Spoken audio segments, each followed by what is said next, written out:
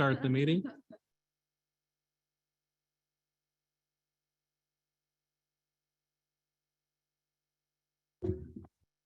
For the latecomers, there's cookies that Janet brought up here on the side table that are delicious.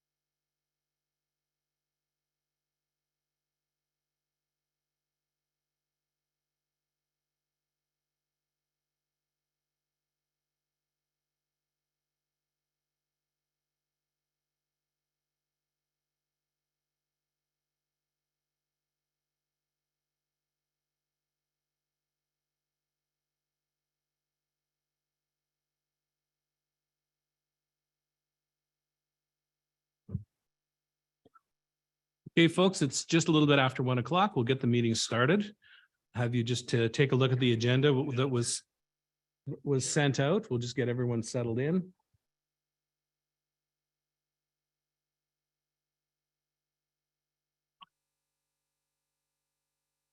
There's a lot going on at this meeting, so we've got a lot of motions. So I'm going to have you on your toes. I'll be looking for a lot of movers and seconders over the course of the afternoon.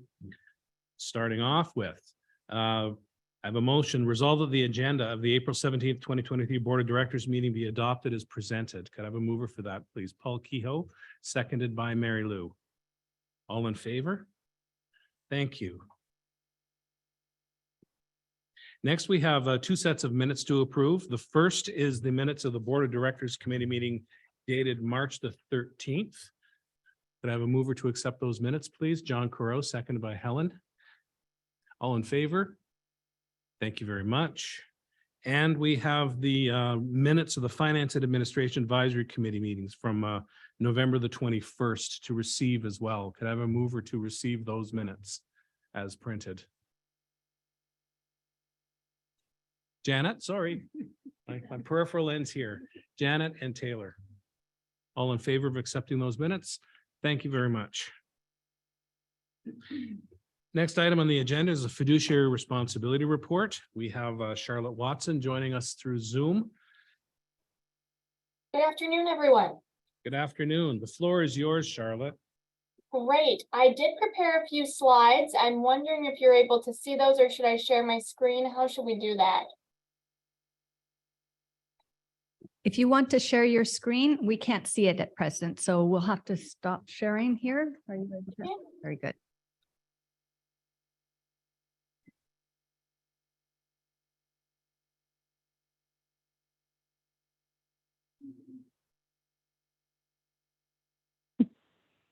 Okay.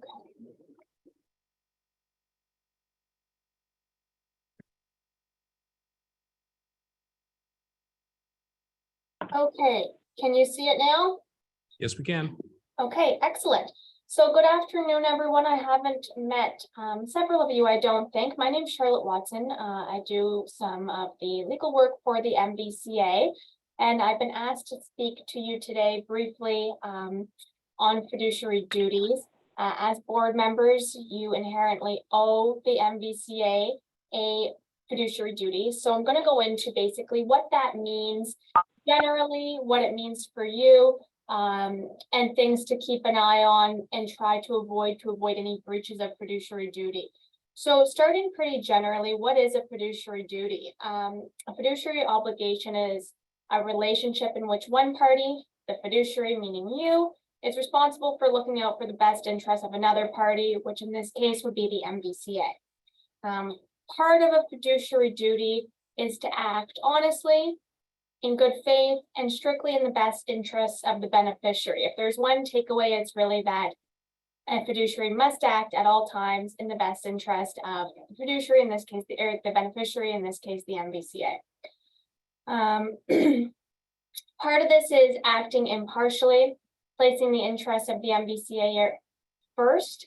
And really key is your decisions as a board member cannot be tainted by any self-interest or self-dealing. So you really want to focus on impartiality, putting your personal interests or associations aside and making all decisions in your role as a board member with the MVCA's best interest at the forefront of your mind. So I'm going to talk a little bit about what would be a breach of fiduciary duty, and also conflicts of interest. So avoiding conflicts of interest is part of a fiduciary duty.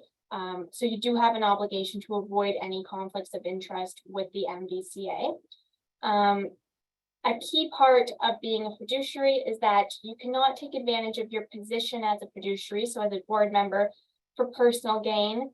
That would mean that profit could not be made at the MVCA's expense, and you can never compete with the MVCA for your own advantage. So a big part of that really is personal affiliations, people you may know, etc. You want to avoid making any decisions in your capacity as a board member that are in any way tainted or influenced by personal affiliations or interests. So it's really about setting those things aside to avoid any conflicts of interest. So conflict of interest is to avoid any situation where the MVCA's interests are at odds with your own personal interests and any other party's interests. So they occur when you are in a position where you can't necessarily put the MVCA's best interest first due to your own personal affiliations or somebody you know who may be tainting your ability to act impartially. So really it comes down to situations where the interests are at odds. Actual conflict must be avoided and the appearance of conflict must be avoided. So that really comes down to a discretionary determination on your part as to whether you're able to set aside personal interests and act in the best interest of the MVCA.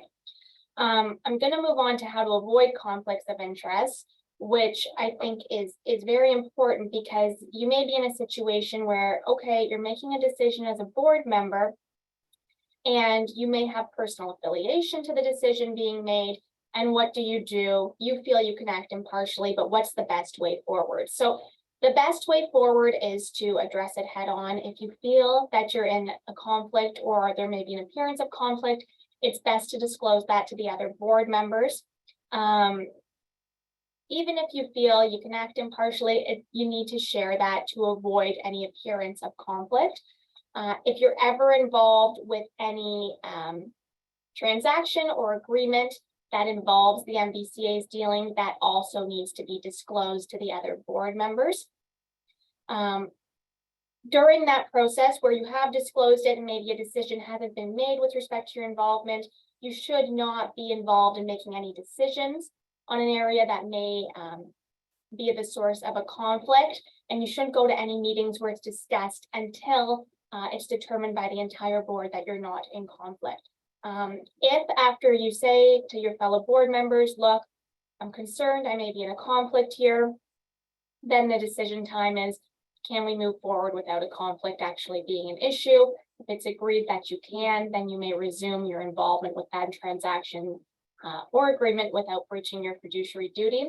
But this is really on a case-by-case basis. I'm also available to consider these things, but sometimes it can just be best to bow out to avoid that appearance of conflict if that arises. And another element of your fiduciary duty is with respect to confidential information. So as a board member, it's very standard. You'll come into some confidential information about the MVCA, or really any board member, it happens. You'll be privy to discussions that members of the public would not be. You have a duty to keep those pieces of information confidential, and that duty lasts indefinitely, meaning when you are no longer a board member, the duty of confidentiality still applies to you with respect to any confidential information that you came to know due to your position as a board member. So that lasts indefinitely, and you can never disclose that information down the line. I don't know how likely that is to come up or how often that comes up with your position on the board here, but it's something to keep in mind that even after you finish your role as a board of director member, that duty of confidentiality still applies. And then the final duty that I wanted to talk about today, which is sort of under the umbrella of fiduciary duties, is the duty of care. So what as a board member do you need to do to make sure that you are completing your duties with sufficient care? So the standard that's created by the Business Corporations Act in Ottawa is you must exercise the care, diligence, and skill that a reasonably prudent person would exercise in comparable circumstances. So perfect decisions are not required in any situation as a fiduciary, but what is required is that you make sufficient inquiries to inform yourself and consider all the information available prior to making decisions as a board member. So it really just means that lack of experience and poor judgment are not an excuse. And on any decision you make, you need to be able to satisfy yourself that you have reviewed all relevant information that's available to you and made sufficient inquiries that you feel that you can defend any decision made based on having good knowledge in that area. So perfection isn't required, but it really requires you to make inquiries that you need to satisfy yourself that you have the knowledge required to make decisions. So that's generally the overview that I wanted to give on the fiduciary duty. If there's any takeaway message, it would be that the MVCA's interests come before your own when making decisions as a board member. And the duty to disclose any conflict or appearance of conflict is a key one as well, to make sure that you're not sitting in on anything that you shouldn't be due to the appearance of conflict or an actual conflict. So that's basically in a nutshell your fiduciary duties as a board member. I am open to any questions you may have for me about any situations that may come up that you need my opinion on. Thank you, Charlotte. Does anyone have any questions for Charlotte following the presentation? Thanks, Charlotte. Looks like you've covered all the bases for us. Okay, excellent. If anything comes up, you can reach me by email and I can answer any questions, but I hope that was helpful, and I hope the rest of your meeting goes well. Thank you very much. Okay, thank you. Up next on the agenda, we have the State of the Watershed Report, and Jen North. Floor is yours.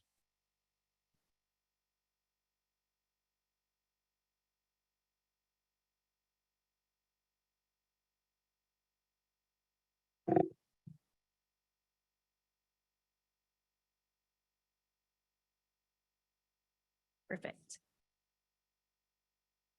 So I will update you on current conditions. So the freshet that we saw on the Mississippi watershed, and also update you on the current one going on with the city of Ottawa, or the Ottawa River.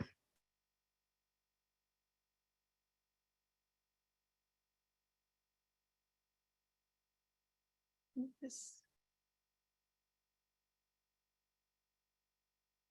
here, okay. So our Mississippi freshet started with the rain/ice event on April 5th. We still had above average snowpack at this time. This caused significant increase in the snow melt and in turn increased levels in the water levels and flows across the watershed. We mitigated flooding by replacing logs in the upper watershed, while at the same time releasing as much water as we could in the lower end in hopes to alleviate pressure on Dalhousie Lake and the rest of the lower Mississippi. This strategy worked, and we were able to hold levels at a lower, more drawn out peak rather than a short, steep high peak. We also lucked out with the weather conditions as well, with the cooler temps over that weekend and no rain. We saw a slow and steady snow melt, which helped with keeping that lower peak. And you can see here in the graph that I also included water levels or peaks at 2019 and 2022. So you can see we're kind of midway between the two. So we did see above average flooding this year, but it could have been a lot worse than what we saw.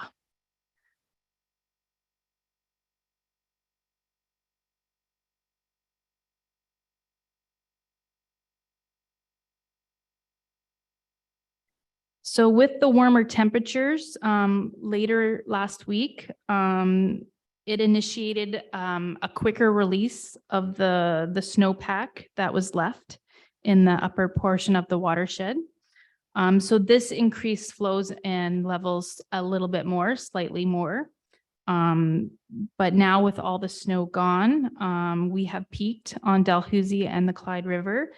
And those levels are now beginning to drop quickly and will continue over the course of the next couple weeks. We should see Mississippi Lake and the lower part of the river peak later today or early tomorrow. And we will see flows and levels drop over the next few weeks. So everything is currently we'll likely keep the flood warning in effect until the levels come down a bit more, just so we're safe from any kind of large rain event. And we will terminate the statement probably later this week. The upper lakes are now close to summer targets, with the majority of the logs being replaced. We will now be trying to hold these levels for the next couple of months.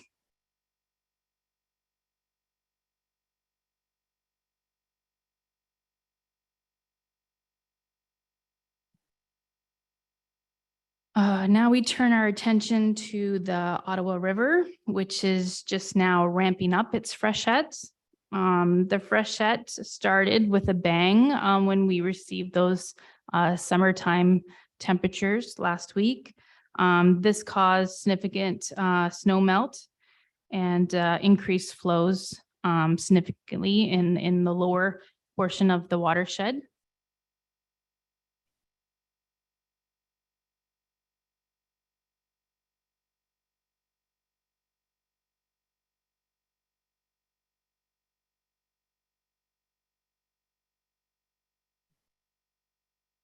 So the Ottawa River Basin forecasters are currently observing a large rain event between 25 and 35 millimeters of rain in the upper basin. So this is Sudbury, North Bay area.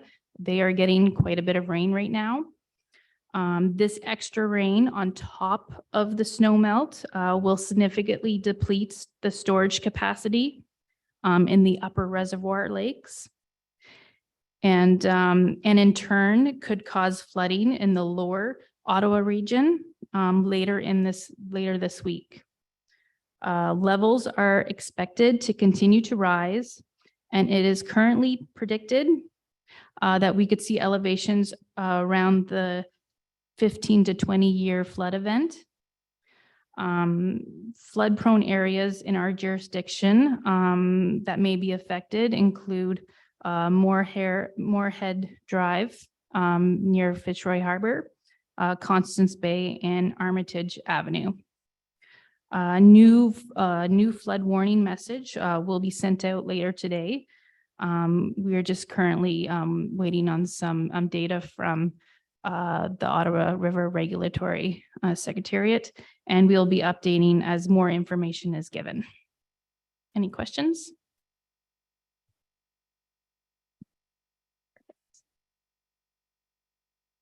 I don't see any questions. Thanks, Jen.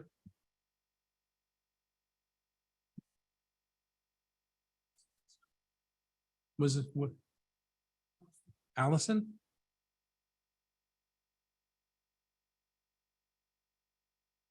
On screen. I'm sorry. There she is. I'm not looking on the screen. Go ahead, Allison. I don't have any questions.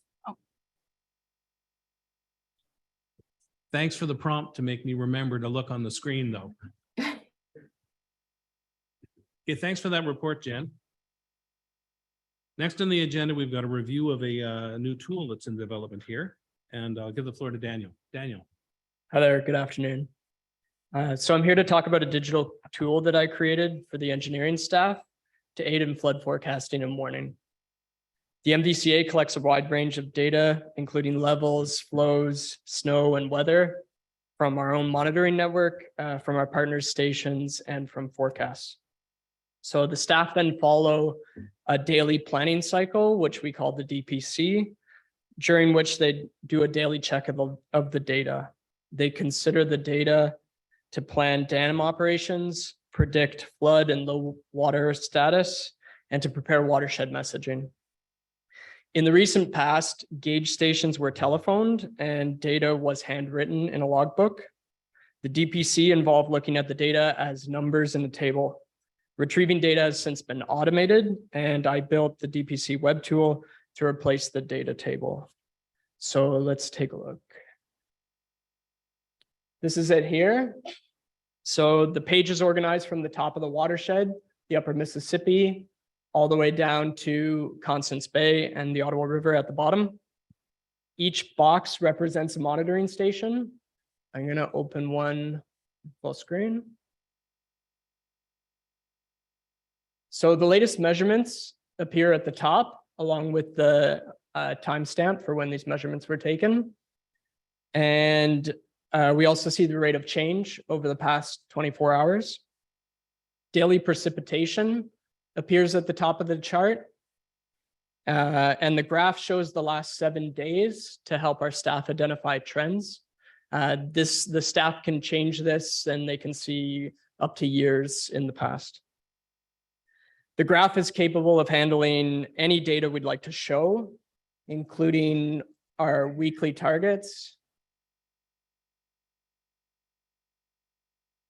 past recorded high, average, and low levels, and flood thresholds.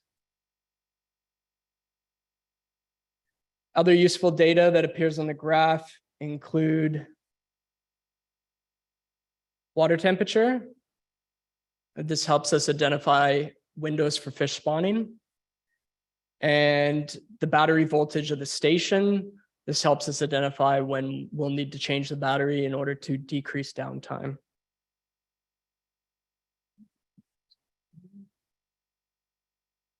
So I won't go into detail now, but the page also includes the flow stations from Water Surveys Canada and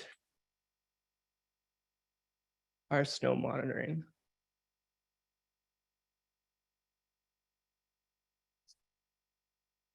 So the benefits of this. Staff have told me that they find this tool invaluable. It's easy to use. It can be accessed from anywhere that they have an internet connection. It works well on any device, including a mobile phone, which was one of the big requests. Most importantly, this tool allows for data visualization and interaction in a way that was simply not possible with a static table. These benefits create a more effective decision-making tool when it comes to managing the system. I'd also like to talk briefly about the next steps. So this is the weather forecast module. It will help us to evolve beyond text-based weather bulletins, which is what we were looking at in the past. This module provides a watershed-focused understanding of precipitation, air temperature, wind gusts, and really the sky is the limit. There's thousands of layers that could be added to this, along with real-time weather alerts. We'll continue to make improvements to this tool as data and new technologies become available. Thank you for your time. Are there any questions? Go ahead. Thank you for the presentation. I love data, so this is really good. The question I have, though, is this is built in-house. What happens if you leave? How is this maintained and carried on? Well, I've very carefully documented it. So a programmer who takes over, they'll be able to read the commented code and the instructions that I've created for it.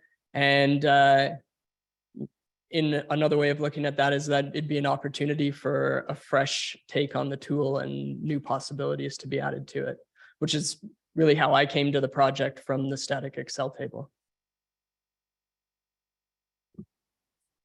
Go ahead, Janet. Yeah, Daniel, is this a tool of use to any of the other conservation authorities?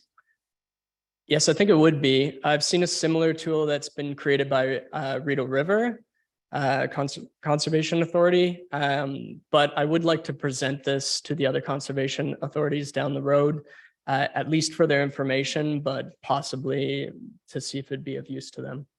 It's very easy to customize. I created it so that in the background, there's a list of stations and time series, and that's the biggest thing that I would need to change for some to adapt it to another conservation authority.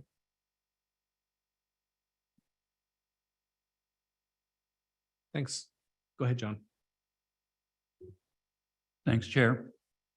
I do think it is quite remarkable in terms of the exact situation we find ourselves in, where we cannot rely on historical data as much as we once were able to.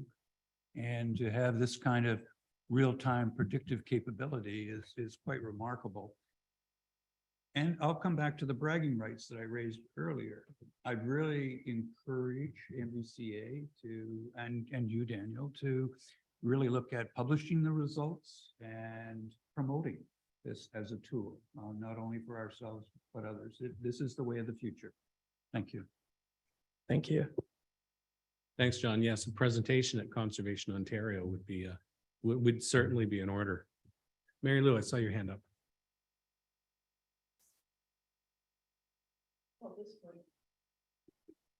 This might seem crass, but yes, bragging rights are great. Any ideas about getting a patent on it? Or is that some kind of copyright? There's intellectual rights, and I would think you would own them. Not sure.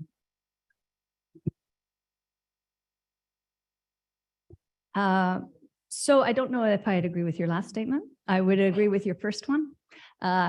Sorry, Daniel. That's okay. But this project and another project, in fact, that Daniel worked on last year, which was a tool in the field. Both of them, I've talked to Euro about, we should be investigating this. And in terms of La Tournelle is, I believe we're putting in a paper for this.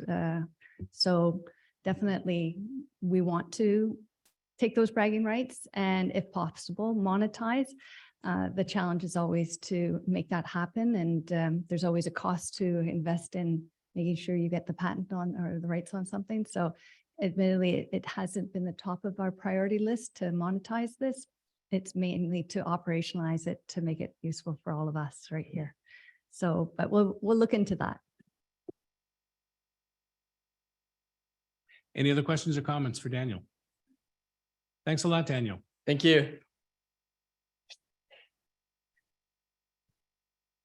Okay, the next 5 items on the agenda are matters that have come forward from the Finance and Administration Advisory Committee.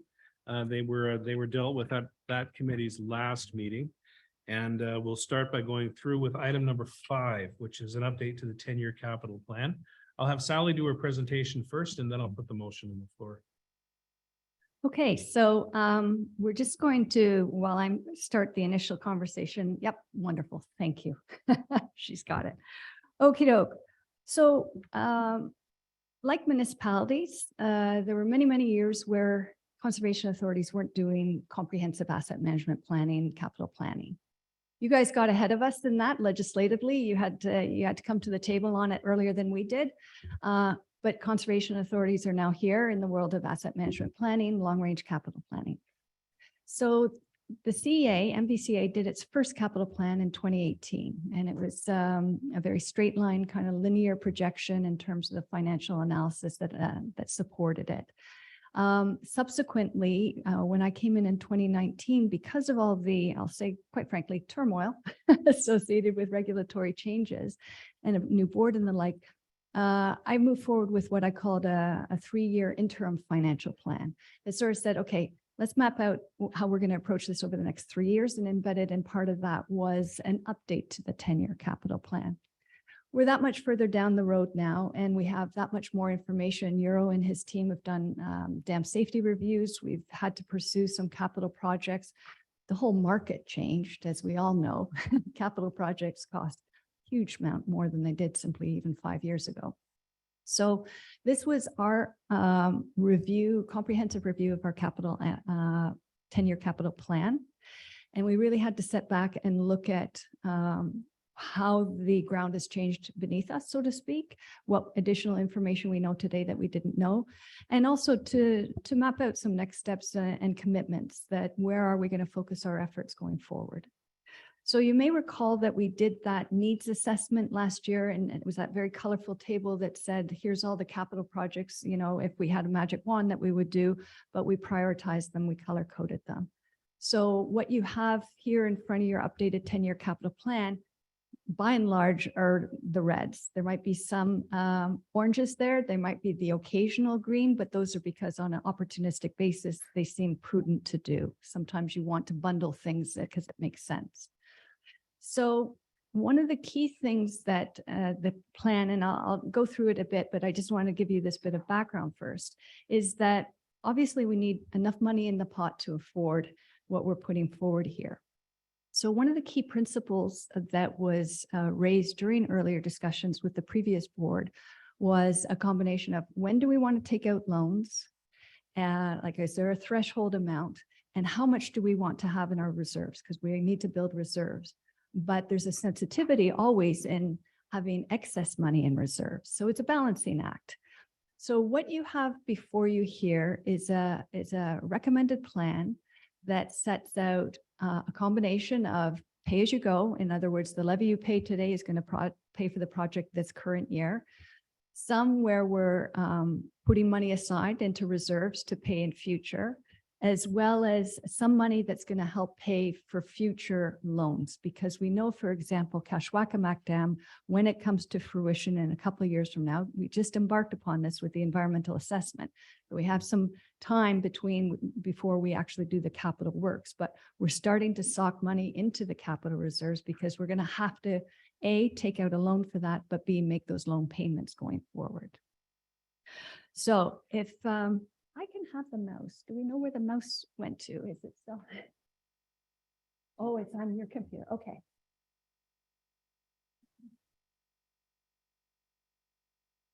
Thank you, Rachel. Okay. Except is it? I think I'll do that so that you can, there you go. Yeah. Okay, thank you. For those of you who have the agenda package in front of you, I'm going to take you to page 30 of the agenda package, which is the overall capital plan summary.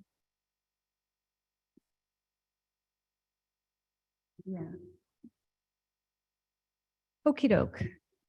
So this is, in a nutshell, is when we anticipate these major capital projects proceeding over the 10-year period. And you can see that the total value over the 10 years is $16.6 million, which for this organization is the largest it's ever seen.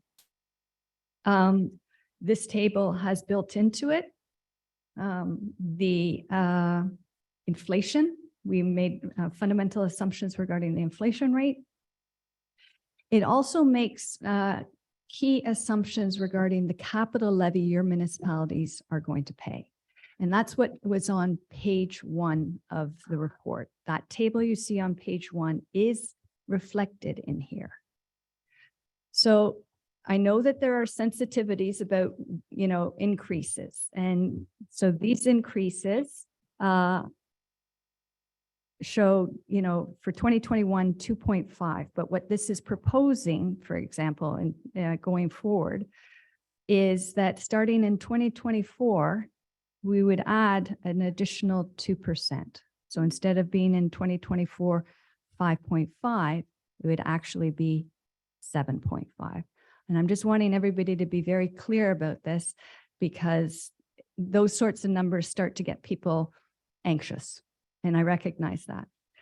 But if you go to the last page of the report, which is on page 29 of 120, you'll see that the actual dollar increment is not significant. And that's because we don't have a history of putting away a lot of money for capital.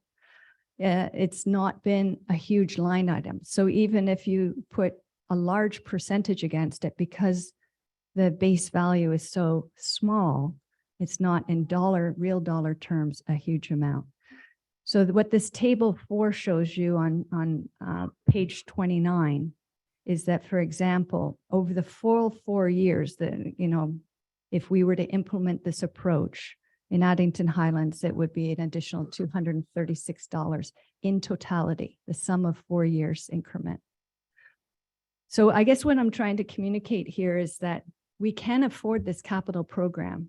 It requires us on a percentage basis to make some aggressive increases, but the real dollar increment is not huge. And so I think that through the priority setting process that we go through as an organization, starting with the needs-based, then doing the risk analysis, coming forward with what we think are really important projects that the organization needs to move forward with, that coupled with our approach to building our reserves, but not overly aggressively. I guess that brings me to the last point I wanted to make, which is on table 3, which is on page 28 of your agenda package.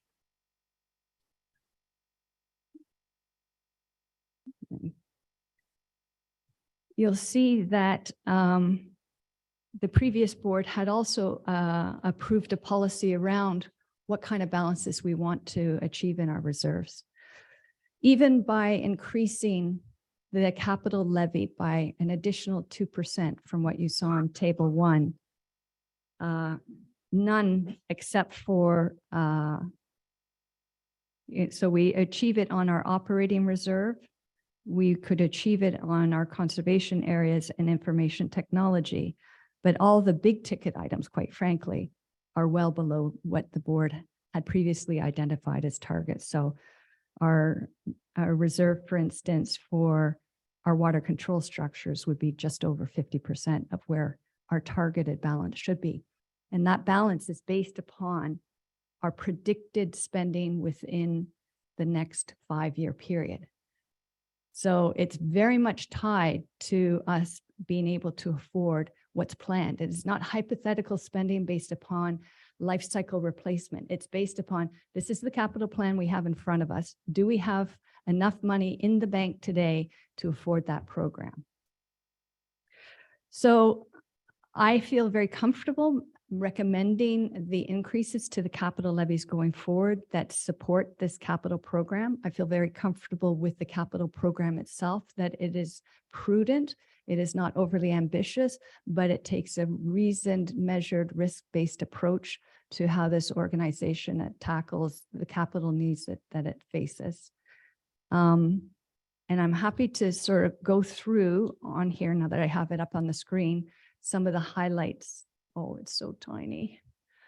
Let me just get rid of this. And let's see if I can.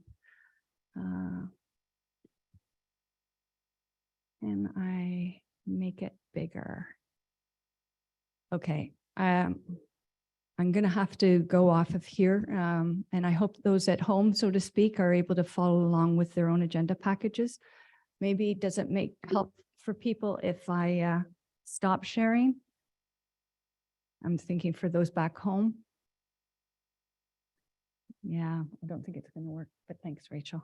Okay, I'm going to stop sharing so that if you have a single computer screen at home, you can look at it on screen. Okay, so the biggest ticket item you'll see is the Kashwakamak Lake Dam, which is being shown as being constructed over the period 27-28, and I'm on page 30 of your agenda package. So, I mean, that project alone, with inflated dollars, and I think we allowed 5% per annum, is showing roughly at 6,400,000 or so. So out of that 16 total, 16.5 over the 10 years, fully 6 of that plus is for that Kashwakamak Lake Dam. And the good news on that is we got, and you'll be looking at this later on, we got a terrific grant from the feds on this, and we're hopeful of getting another terrific grant from the province on this. So the amount that we and your municipalities are going to have to pay for in the scheme of things has been great, will be greatly reduced.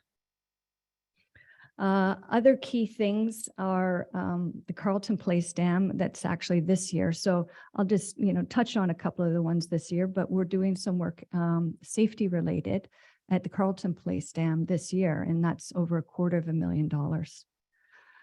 Another big one is in 2026 is the Widow Lake Dam, which is coming in around $400,000. Widow Lake Dam, we're going to be starting to look at it more closely. It was a project that we thought it was going to be, if I might say, a fixer-upper a few years ago, but we're actually going to take a pretty darn hard look at it because the Clyde River, as some of you may be aware, does have not only flooding issues, but it has limited storage capacity.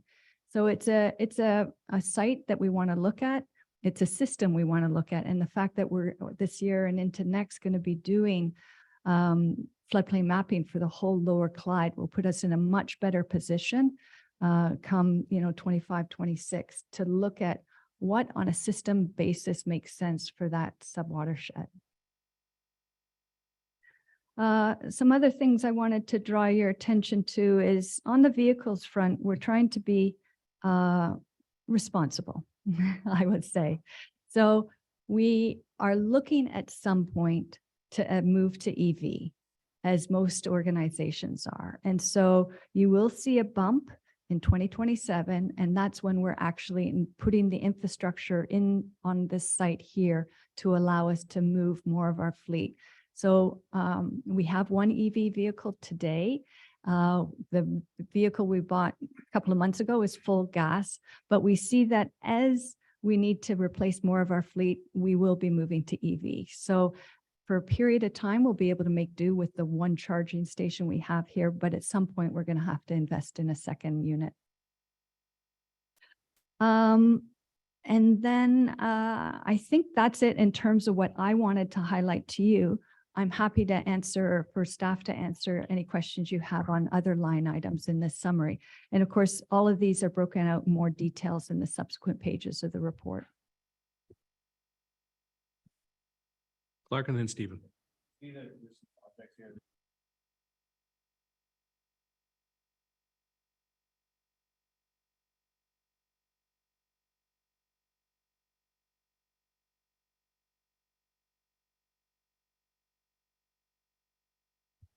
sorry. Just wanted to clarify, there's a few projects in here within the city of Ottawa boundaries that don't have any dollars attached to them right through to 2032. So is that something that you're looking for funding for? Or what's the explanation for there being no dollars associated with that? So Specifically Glen Karen, Detention Basin and McLaren's Landing for water control structure. So I'm going to turn this over to Euro, but I'll take the first stab at it. So Glen Cairn Detention Basin, which is in Canada South, so Councillor Hughley's ward, and McLaren's Landing, which is obviously in your ward. So these are two structures that currently, I'll say, ownership or operating responsibilities are ambiguous. And so in trying to sort out land ownership, operations, and potential future transfer of those properties, so they're sort of on our hit list. We need to resolve these. And if we are going to take ownership, particularly of McLaren's Landing, it's slope stability, or is it erosion control, Euro? Do you recall? Up on erosion control. So we need, I think I could say that they're placeholders, but they're on our tickle list, if I may say. Yeah. Stephen.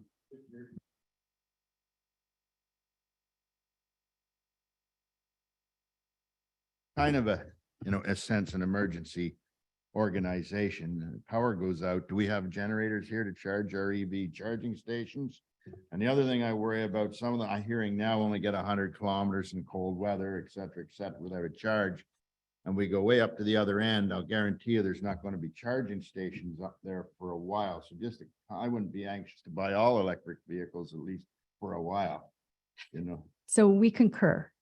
Okay, thank you. I see some places are just gone EV ridiculous. No, and we're taking a very measured approach. In fact, Scott's going to be developing a fleet management plan where we're mapping out not only what fleet we need, but it's what fleet we need to own. So looking at even lease options and the like. So that's something that'll be coming back to the board at a later date. Thank you. Go ahead, Kathy. Thanks for this. So do you anticipate, like, say, Clark, Glenn, and I having to try and convince the mayor of this at all? Or is that something you would be doing? It's never been an issue to date. And in fact, the increases that we're recommending are less than what's in LRFP 5. I know you're working on your 6th version. And for the rate side, the water, sewer, and surface water component, the surface water component has been the poor child or cousin or whatever the expression is for many, many years. The rate increase this year, to my recollection, and it's somewhere in this report, was in the order of 12%. So what you're seeing in the water and sewer rate is a blended rate. The water and sewer one's much lower. The surface water one is actually much higher, and that's where this falls under.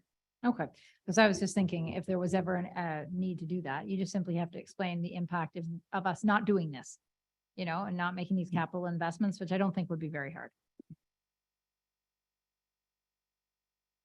Go ahead, Andrew. Thanks.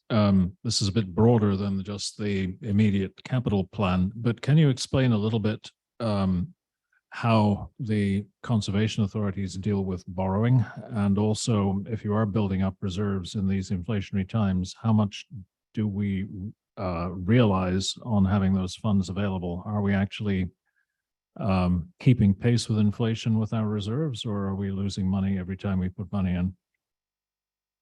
So I'll start the answer and then I'll turn it over to Stacy. So we are not allowed to directly take out loans. We have to be sponsored by one of our member municipalities. In the case of the Shabamika Lake Dam, we actually received the loan from the city of Ottawa. We had a lovely offer from Drummond North Elmsley that they would front end sponsor it. But the city came in and said, we'll actually give you the loan. We already have an existing loan with Carleton Place for this building and property, for example. So both those avenues are open. Either we get them to front end a loan with a bank or other institution, including Infrastructure Ontario, or they can give us the loan themselves as a municipality. So that's the answer on that side. Are we keeping pace with inflation? My short answer would be no. because the construction rate of inflation exceeds the increases that we're asking for. In terms of the reserves, I'll turn that over to Stacy to comment on. So no, short answer again would be no, we're way behind the ball on the reserves. We're trying to play catch up. We do, all of our bank accounts, we have very grandfathered accounts. We earn interest on them, which for a corporate banking account is almost unheard of. We also have GICs, so we're earning as much interest as we can, but keeping them safe. We don't do any risky investments. Anything that's invested is in GICs. We've added with this capital plan, which wasn't in the last one, we did build in inflation in looking at the rates. So we're trying, but it's very hard to predict what inflation is going to be. We built in 5% per year in this version as being, hopefully it's up and down, but overall it might cover it. It's noted that by 2027, with these rates, we'd be hitting about 54% of our reserve target. But if we keep pace with the increases, because each year the base you're increasing on is also going up, by the end of 2032, we'd be looking at being at about 75% of our reserve targets. And we do anticipate down the road, there's a lot of our dams are aging, so we need to build that up.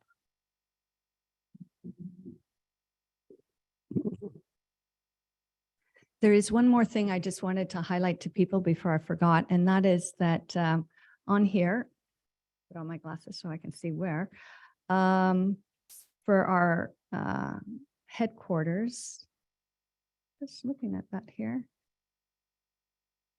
Okay, there it is. It's about 4/5 of the way down under HQ building is sewer and water connection.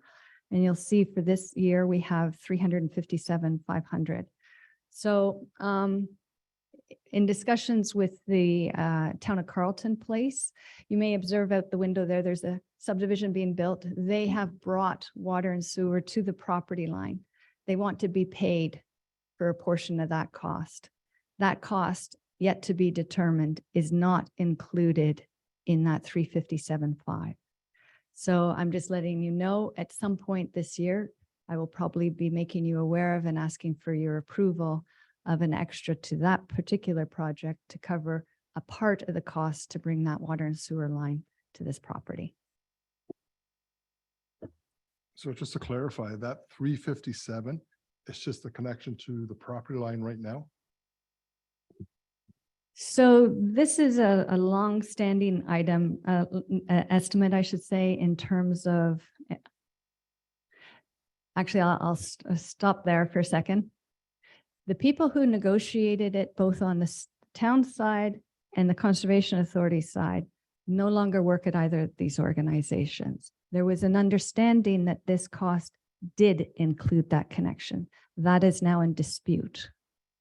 So we have some conversations to happen between the town and ourselves to sort this one out. And I'm looking to mitigate the costs to this authority as much as possible.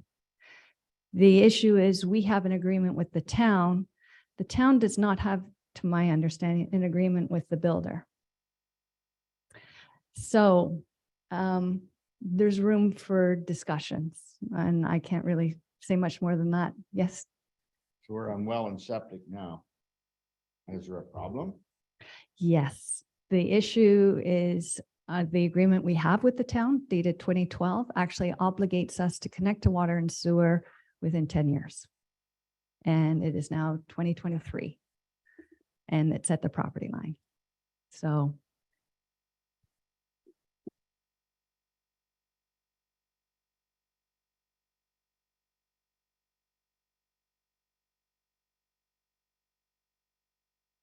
I just wanted to make you aware that even 2023 is not rock solid, right? And obviously everything in 2023 is subject to tendering prices, et cetera, but it could prove to be a significant deviation for that particular line item. So I just wanted to make you aware of that now.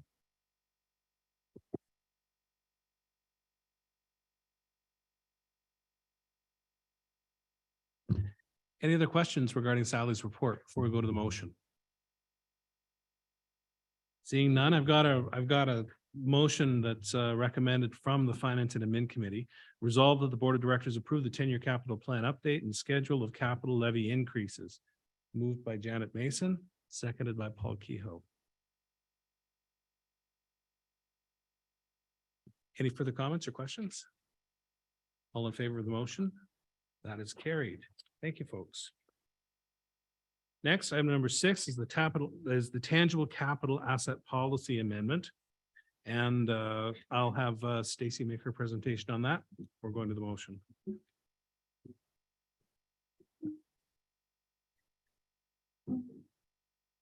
Hello. So the current asset management policies and thresholds were established in 2008. And when I came in and I was reviewing, there was a few things that stood out.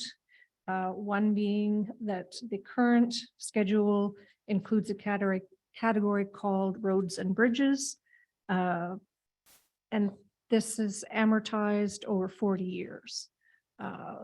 What was intended to be going in this from our perspective was our trails and our bridges at boardwalks, et cetera, at the conservation areas, which very definitely don't have a 40-year life.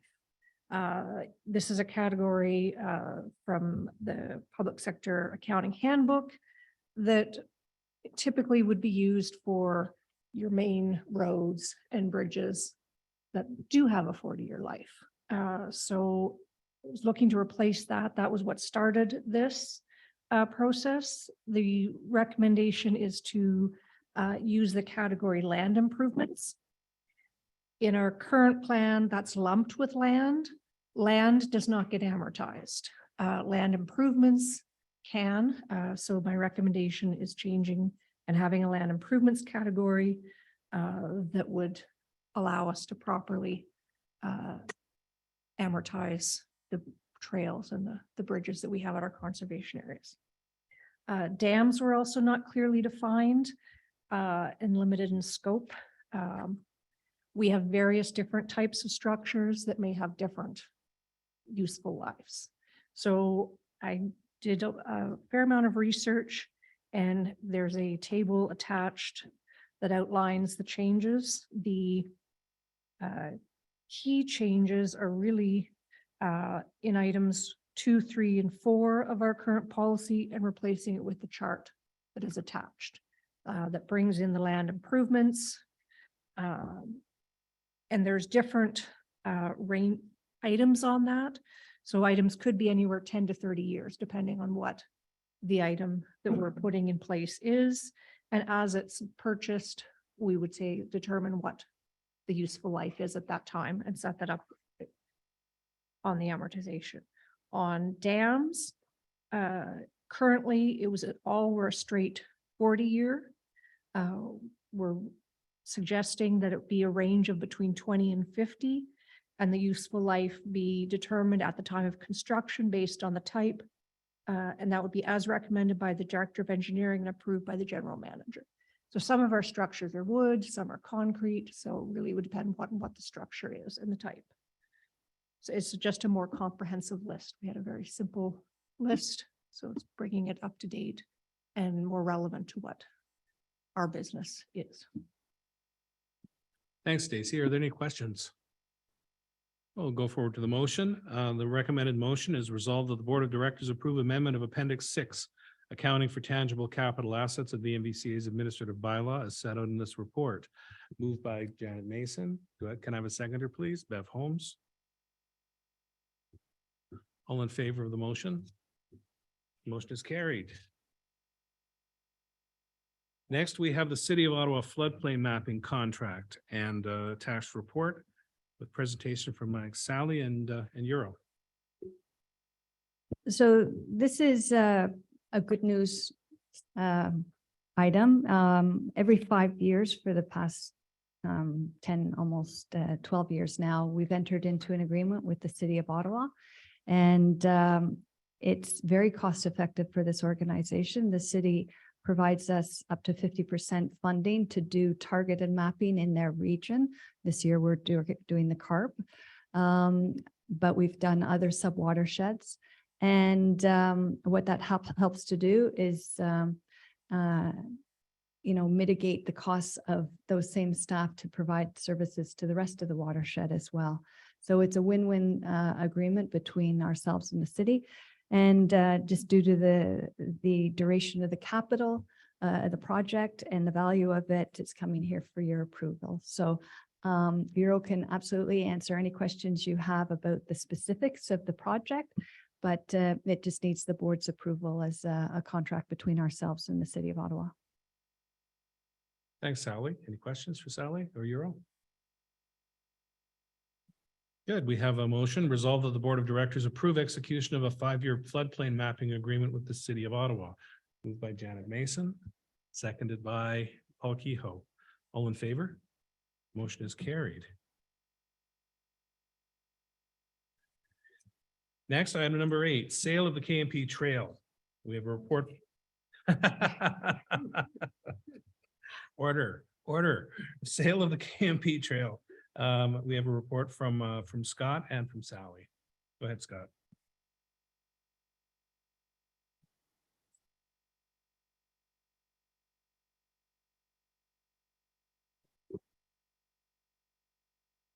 There we go. Good afternoon, everybody. So a little bit of a background on the KMP Trail for those that are less familiar. So it's a recreational trail that runs along the old Kingston and Pembroke Railway bed. So it's aptly named. It runs from Kingston all the way into Renfrew County. Since the 1990s, MVCA has owned approximately a 35-kilometer stretch of the KMP. So there's 8 kilometers that are in North Frontenac, approximately 21 in Lanark, and then an additional 7 in Renfrew County. In 2021, following board approval, letters were sent to the county soliciting their interest in the property. The 3 counties had nominated Lanark to kind of act as the lead in discussions with MVCA on possibly looking at acquiring that parcel of land. And most recently, the County of Lanark Economic Development Committee approved a recommendation to make an offer to purchase the Lanark section for a nominal fee of $1. Last heard from the other 2 counties that they were still interested in going down a similar path. Some are a little bit further behind in the process than where Lanark is, but last heard the 2 counties were hoping to go through a similar process. From our side of things, from the MVCA in terms of where we are organizationally on the KMP. So from our perspective, it's a large area for our field staff to cover. Really, we have four full-time field staff that are covering all our conservation areas, including 35 kilometers of the KMP. So a lot of what we do on the trail is more reactionary than any sort of preventive maintenance or real asset management on the trail. So it's something that we do wrestle with in terms of keeping up with the amount of work that trail does require from our standpoint. On the actual policy side of things, so the provincial policy does allow for nominal sum dispositions to municipalities, providing that the trail is used in basically a similar fashion to what it is now. So an open space conservation purposes. Similarly, within the agreement too, so if the counties were to purchase the KMP and one or more of them decided to again offload that property in the near future, MVCA would have first right of refusal to go back and look at reacquiring that property should it be of interest. So assuming the Lanark County Council approves the preparation of an offer to MVCA, it would be advantageous to negotiate an option to purchase with all 3 counties on the main terms. This would allow for consideration on various matters that are identified in the report, time to resolve any outstanding issues, and support concurrent disposal of the asset to the 3 counties, hopefully at the exact same time.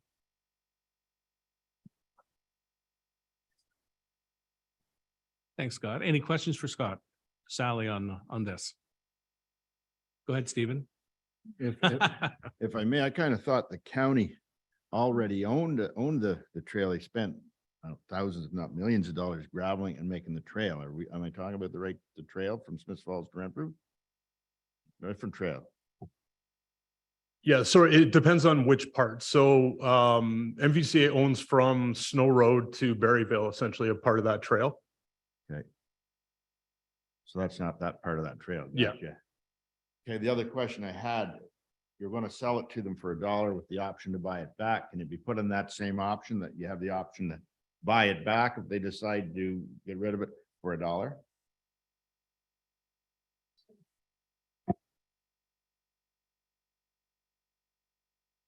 Great, okay. Just so everybody knows, you can only have 3 on at one time. There's actual specific provincial guidelines on this from the minister's office on how CAs divest and the obligations of future buyers. So it's pretty prescriptive if they did want to sell it, depending on the potential use.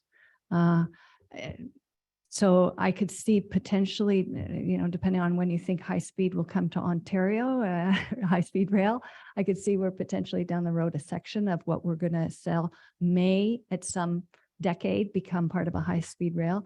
I don't know, what would happen in that instance, but in the meantime, the goal is really just to take that section that you were referring to and make it part of that whole inter-county network of trails. Need to be upgraded in standard to meet the other one, or is it, I'm not familiar with it. Is it like a bush path right now, or has it been cut out? Or is it, what's it like? Yeah, so it's, it's maintained to, I guess what you could call a recreational standard. It does need some work in terms of probably bringing it up to speed of other portions. As we say, the investment and the time that would need to go into it is something that we do wrestle with every year. So there would be some investment that would be needed. So long and short, you probably never want it back. Put it this way, we've never done a condition assessment of it because we can't afford whatever condition comes back at. So fairly familiar with the trail because it was a shortcut from one landfill site to another when I was with the ministry. And usually in between, I was trying to find out who dumped the garbage along the trail. And then I forced Ross to go clean it up. So that works in the family.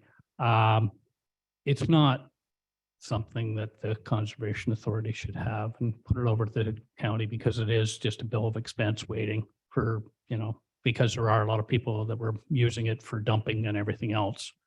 And, if you got the wrong environmental officer, they would have just been ordering cleanups to the Conservation Authority. I was a bit more relaxed because Ross was here and I could get him clean up when he needed to. Yeah, just out of interest, is it used as a logging trail by trucks at all?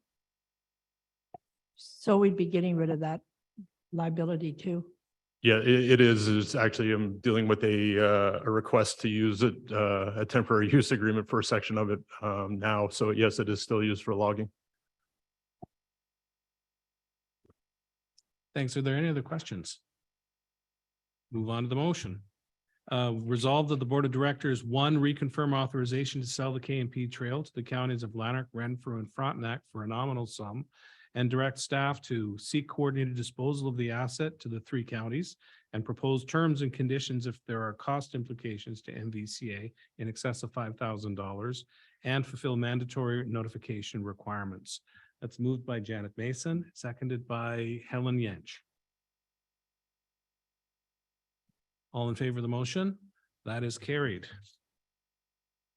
The last item out of the Finance and Admin Committee, we're going to need to move into camera for the discussion of this one. So I'll put forward a motion, resolve that the committee move to in-camera session for discussion of the following matter: personal matters about an identifiable individual, including employees of the authority, and further resolve that MVCA staff remain in the room, including in person and in virtual attendance. Can I have a mover for that, please? Moved by Paul Kehoe, seconded by Bev Holmes. All in favor? We're in camera, folks. Is carried.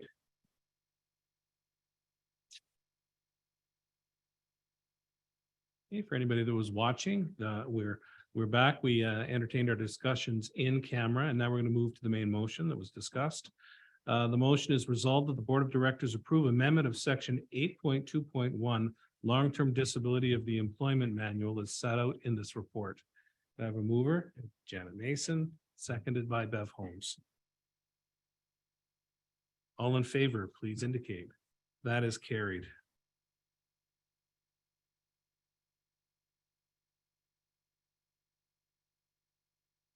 Our next stretch of items on the agenda, 10 through 12 are information reports. The remainder, I was remiss to raise this at the beginning of the agenda. We have 13, 14, and 15 are consent items. They should have been pulled out. If anybody wanted to discuss those, I should have asked to have them pulled out at the beginning of before we approve the agenda. So if anybody does want to pull those out, we'll get to that later. I'll give you the opportunity to do that if you wish to do so. But for now, we're on to item number 10, the psychostress assessment results. Another good news story, it looks like. Go ahead, Sally. Yeah, so thank you very much, Jeff. So if you've had the opportunity to review the report, you will have seen that we did a psychosocial stress survey of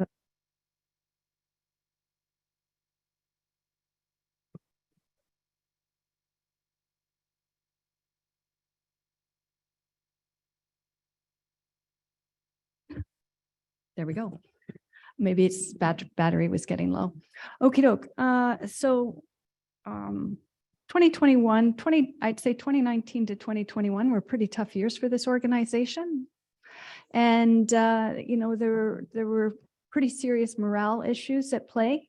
And so it was decided that we would do a stress assess to do a temperature gauge of the organization, identify where there are problem areas and issues, and then to follow through with an action plan on how to mitigate those stressors in the workplace.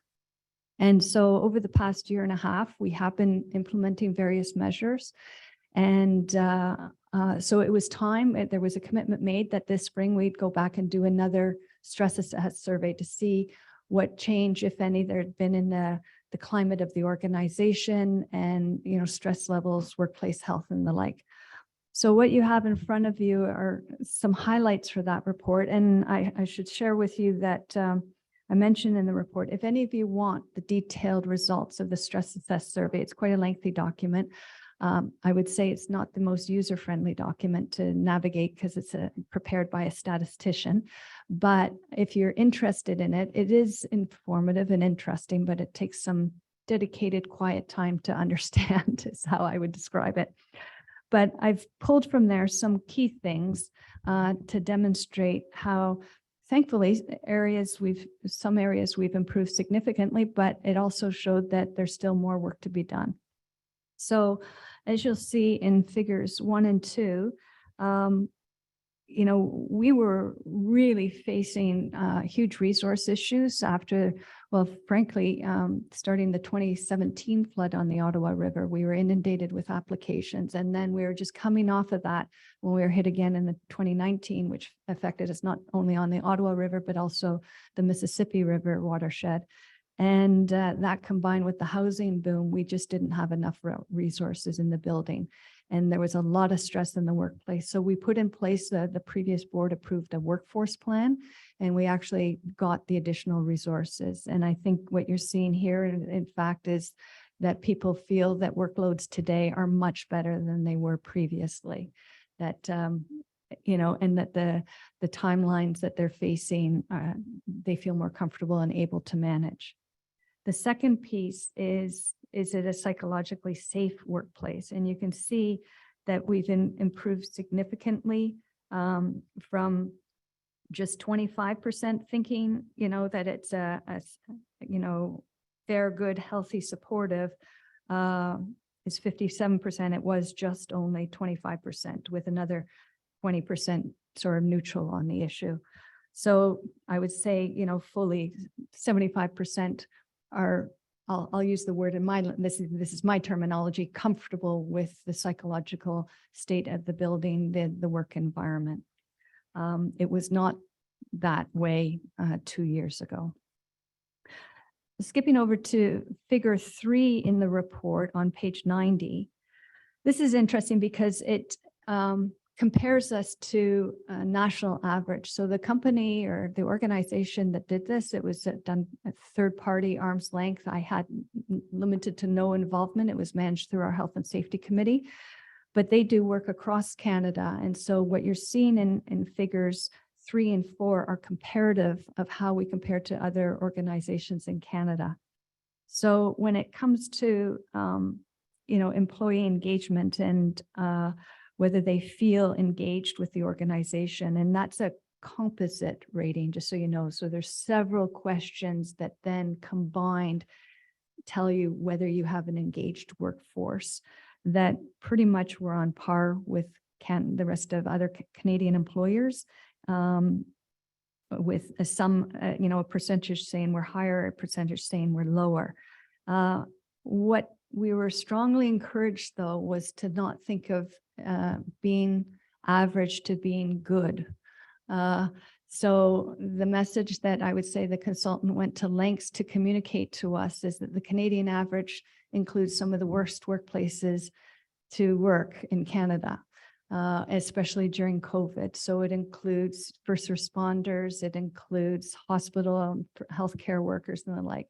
So simply because we have a high, correlation to the national average is not necessarily, that where you want to stop and say, oh, we reached the end goal. They were really pushing us to improve beyond that.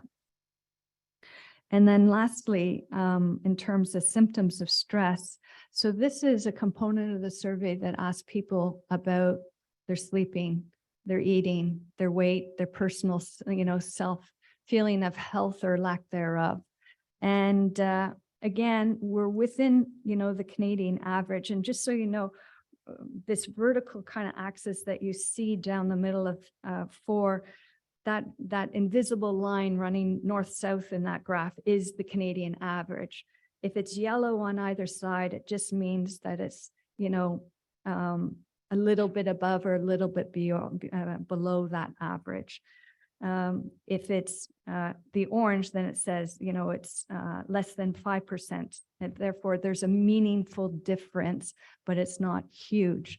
But you'll see self-rated health is below the national average, and it's, at a significant level. And the thing that he really emphasized is that there is a strong statistical correlation, which is not good, between self-rated health and mortality and morbidity. So people are very good gaugers of their own health, I suppose, if you're being truthful with yourself, or at least in a survey. So I pay a lot of attention to this. And when I go into the details of it, I'm looking at where am I seeing that problem, where in terms of the demographic makeup of this organization, am I seeing that? And just so you know, it's around a combination of the managers and the senior employees.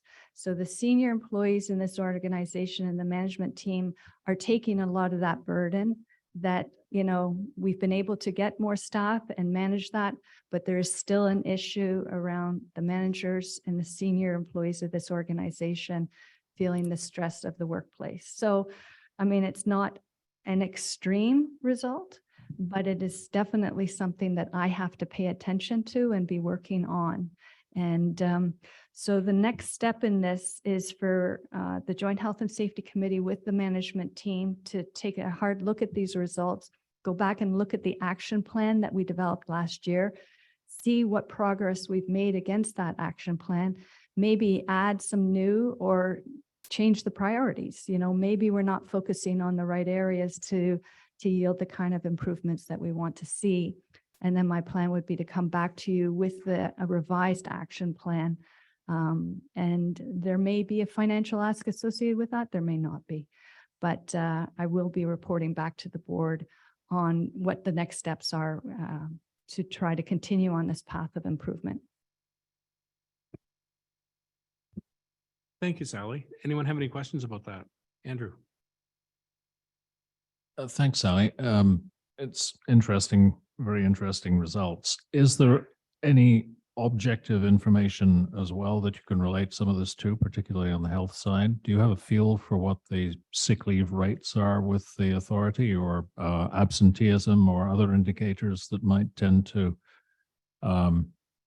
help ground some of the self-perceptions? So I'll also ask Stacy on this, but the biggest one for me is overtime. So there's a strong parallel between those having to put in excess overtime and those who are experiencing stress in the workplace. We don't have a lot of sick leave here. When we have had sick leave taken, it's for longer periods. So we did have 2 people go on, 3 people during this period that we were talking about go on, I'd say, short-term leave due to stress. And so it's an issue that we're absolutely, cognizant of. So sick leave, yes, but it's very much not an average. It's specific individual dealing with specific stressors. Any other questions? John? Thanks, Chair. Not a question, more of a comment, having been a board member during that transition period. And I think the report does provide a very clear reflection of the journey, both staff and the board and all members involved went through. And I'm personally pleased to see the progress. I think there have been some significant changes, and to acknowledge that there's still room to improve, good on you. Thank you. Thanks, John. Kathy? Well, I wasn't here, but I look at the things that the report says you should focus on: work predictability, influence over work, recognition for work, vertical trust, communications. I think some of even the motions we approved today will go a long way to making sure people understand what the plan is, the vision, and then the communication of that. I mean, the world has created a scenario where people can't predict what's going to happen even tomorrow. So the more you can do that, I think, Sally, but I think the more this board does that as well, that makes it very clear that there is a plan here now. People take a lot of comfort in that, knowing that somebody's got a grip on what's happening. So I'm sure that this will get better, but I think a lot of it will be the communication that you give to the employees on this. But anyway, I was really glad you did this. This is really important work. So anyways, thank you for this. You had mentioned a couple of markers that you use. Overtime as one of them. Give a sense of productivity. Like, are the number of requests or applications coming in increasing? Is the speed at which they're being resolved decreasing, or is it staying the same compared to where you were several years ago? And then the second part of that is, I'm assuming that the original survey was done when you were working remotely during the pandemic. Would that be correct? So I'm guessing a lot of this has to do with things other than the workplace. Is there a way to get a gauge of how much of it is really workplace related versus situational things in personal people's lives personally, or pandemic and what came with that? So this issue of stress in the workplace arose pre-pandemic. We tackled it during the pandemic. So, this was an issue, to be clear. In terms of workload, so we reported out, I think it was last meeting or the meeting before, on in terms of number of permits and planning applications and turnaround times. That's a very strong indicator. The fact that we have such a high rate of, meeting the provincial and Conservation Ontario standard is kudos to staff and their dedication. And that's what, in part, what I'm speaking to. We have senior members of staff that crank those out and, are very cognizant that people are looking and have expectations, and they want to make sure that we're not disappointing people. So, it was very, very difficult during the pandemic, but also I would say during the housing boom, during the flood, when we were just totally inundated with planning and permit applications. So things have started to normalize, as I think we've all seen. Building starts aren't the same as they were just even a year ago. So, but that's why we, in this year's budget that you approved in February, we held money to fill a vacancy but we haven't filled it yet because we're just trying to monitor the situation and see, do we need to fill it? And we appreciated the board's support with the workforce plan to add staff. Do we need to now, in light of the decline in the housing boom and the outcome of Bill 23? So we're in a monitoring mode right now. Anyone else? No, thanks, Sally. We'll move on. Next, we're on item 11. It's a wetland overview and regulations report. And who do we have? There we go.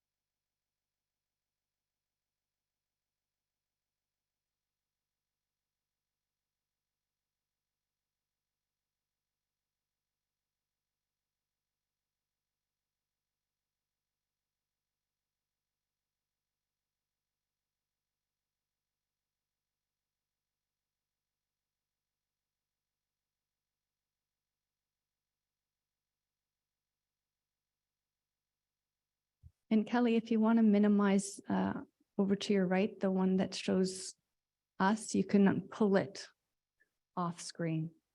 Yeah, you can just sort of pull it away.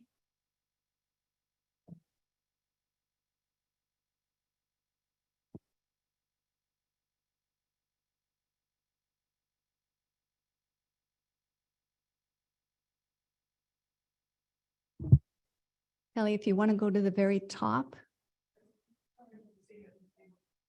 All right. To the left, far left, and you got it. Yep.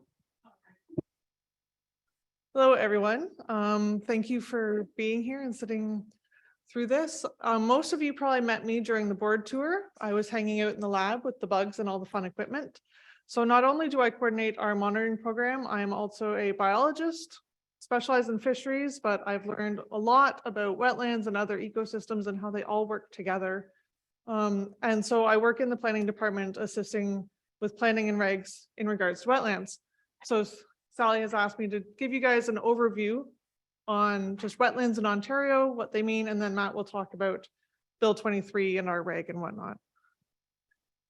So to start off, wetlands are incredibly important features on our landscape.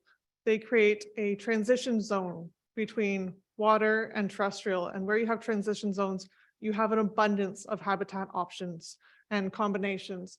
And with that, wetlands hold water, reducing flood damage. They improve and maintain water quality because they're filters, they're sponges. They're not areas of erosion. They create groundwater recharge and discharge opportunities because the water is sitting there, depending on the bedrock underneath. The water can either go into the groundwater and be filtered and feed our well system, or it can be discharged there and feed a creek. So both can happen. They provide diverse habitats, like I said. They create opportunities for recreation and tourism, which is so important for our mental well-being. Regardless of whether it's COVID or not, we need to get outside and be in green spaces, and a wetland is a great way to do that. And they also help with climate change mitigation, because again, they're holding water, they're providing habitat buffers, providing shade, and that all adds up to climate change mitigation. So there's many different ways to define and identify a wetland. So I'm going to go over a few of them. To start off, to bring it home, since this is a CA, we're going to start with the CA Act definition. What that is it's a seasonally or permanently covered shallow water. Land was covered by shallow water. It directly contributes to hydrologic function, so surface water connection of a watershed. It has hydric soils, which are soils that are accustomed to being saturated with water for at least part of the year, and has vegetation dominated by hydrophytic plants. That's plants that love having their roots wet. You're not going to find them other places. They're special. What is different in this definition from the other ones you'll see later is that connection to surface water. So that's part of the CA Act. definition only. According to the provincial policy statement, pending future updates, is that no development shall occur in significant wetlands in these particular eco zones within Ontario unless it has been demonstrated that there will be no negative impacts. And that's where we get consultants to do environmental impact statements and reviews of the development proposal, mitigation, and whatnot. So as part of what the consultant does when they visit a site is they do an ELC, ecological land classification. They walk the site, they take notes on what kind of vegetation and soils there are and describe it, upland forest, cultural meadow, abandoned hayfield, all those categories. But they also say, this is wetland. But if you wanted to get into the details of a wetland, use the Ontario Wetland Evaluation System. It's standardized across the province, so there's no bias depending on where you are. And it is used to define boundaries of wetlands as well as their provincial significance. So you'll hear about regs being applied in different ways depending on category of wetland.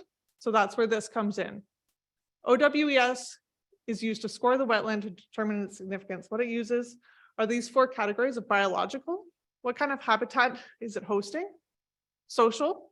How are humans interacting with this land? Is it an education site? Does it have Aboriginal cultural significance? Hydrologic connections, groundwater, surface water, what's its importance? And special features goes into things like species at risk, as well as other categories that don't quite fit the other 3. A lower scoring wetland that might not be considered provincially significant can still be locally significant, and as always, provide ecological benefits. 3 characteristics according to OWES, different from our reg, is water, seasonally or permanently flooded, shallow lands, hydric soils, again, and hydrophytic plants. The line is drawn where the hydrophytic plants change at 50% ground coverage. So depending on your topography, that can either be a really quick transition where you have cattails and upland species really close, or it can be very gentle slope. So it takes doing a site visit. There's lots of things we can do with our maps and predicting where wetlands are, but it still takes a site visit to say, this is where we're going to agree that 50% line is. And then from there, we're going to place our buffers. So when we say wetland, this is probably what everyone envisions in their head, right? Open water, lily pads, cattails, various vegetation groups up on the shorelands and transition areas. However, wetlands actually comprise 5 different vegetation types of communities. The most prominent which in Ontario is actually the swamp. Swamps are treed ecosystems or woody shrubs. Is woody vegetation dominant. It is not the open marsh habitat that we come to mind when we say wetland. They are often very seasonal. Silver maple swamps, ash swamps, whatnot, they'll be wet right now, but by July and August, they'll dry. You walk through there and be like, why is this mapped as a wetland? It has this function for part of the year. It's very critical to the function of everything else around it. Marshes, they're home to, our beavers or red-winged blackbirds, all sorts of things go on in marshes, very rich ecosystems. Then we get to 2 more specialized, more rare on our landscape, the fens and the bogs. These have very specialized plant associations. So you actually know which one you're in based on how many plants you can find, plant species you can find in them. They're very organic, they're very peaty. When you hear about, archaeological finds, it's because nothing decomposes. It's too acidic, it's too wet. Things can't decompose, so that peat layer builds up. And that peat layer is the sponge that holds the water. And then the last one, which is really interesting because it doesn't really get covered by the umbrella of the others. It's called a vernal pool. It can look like a swamp because it's often in treed areas, but doesn't really have that surface hydrologic connection to downstream water bodies. What makes that really special in the landscape is its prime breeding spot for frogs and salamanders. Fish can't get in there and eat the eggs. So what is in this person's hand in the bottom here is a salamander egg mass that was pulled out of the vernal pool in the top picture. That leafy, wet area, Morris Island has a bunch of them just because of the topography of the stones. And it's like little bowls. It just holds water during the spring melt and then it's gone and you'd never know otherwise. but really critical habitat. But because it doesn't have that surface connection, it can also be very small, doesn't really fall under the umbrella of our policies unless it's in a buffer zone to a connected wetland. So then wetland complexes. This is a picture of the Pakenham Highlands. Each of these wetlands functions amazing on its own. Some of them are quite large. They would have been scaled as a provincially significant anyways. But then if another wetland features within 750 meters of that large one, it then also gets evaluated, and so on until, you know, staff run out of time and resources and they had to draw a line somewhere. And why that's important is because species migrate. Frogs, turtles, birds, you name it, they like to have a migration zone. So that if there's a drought year, not all of these wetland pockets are going to function for them. They need a bigger wetland for refuge. But when there's a wet year, those populations can spread back out again and reestablish themselves in those areas. They need to be protected. And that was the thought behind creating wetland complexes and doing this assessment. And there, because of that 750 meters, and that leapfrogging, you can actually cover quite a large landscape. Again, if your assessor has the time. So in summary, 5 most common forms are actually swamps, then marshes, fens, bogs, and vernal pools, which might be a little underrepresented on the mapping just because of how they function on the landscape. Wetland complexes are groups of wetlands across a landscape. And because of that, they function in tandem. It's not necessarily all swamp, it's not necessarily all marsh, just that they're each provide a wetland function within that buffer zone. And regardless of the type of wetland you have or how it's defined, wetlands are extremely important to our ecosystems and for climate change mitigation.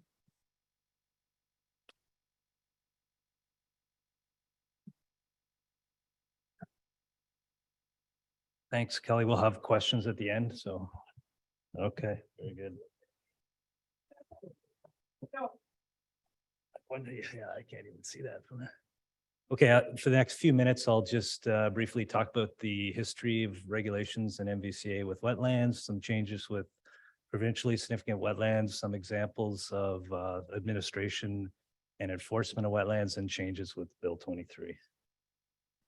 So this could be several slides. The bottom is cut off.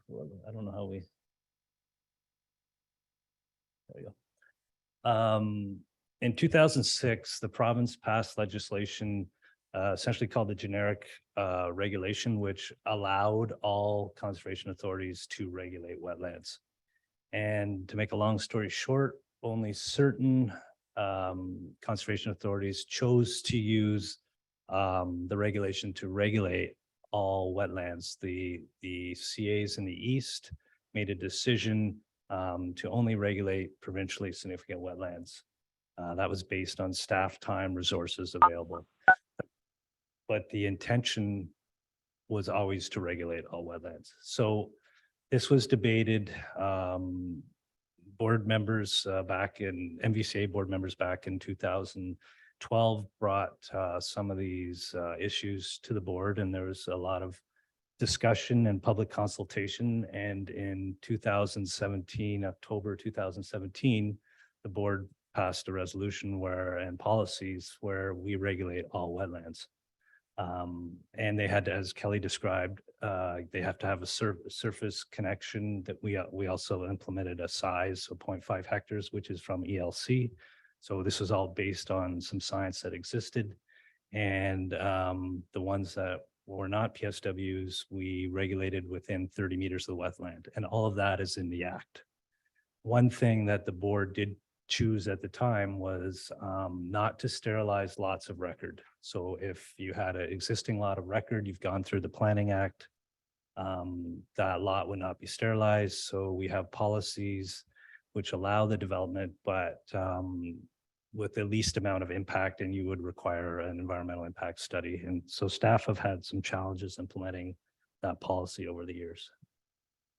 So a little bit of background, the land base within the watershed. So 13% of the land base is wetland, and 4% of it is provincially significant wetlands. So we always regulated those features since 2006. And in 2017, we regulated an additional 4%. So we regulate approximately 8% of the land base. So 5% of wetlands don't meet the criteria. So they're either small or don't have a connectivity.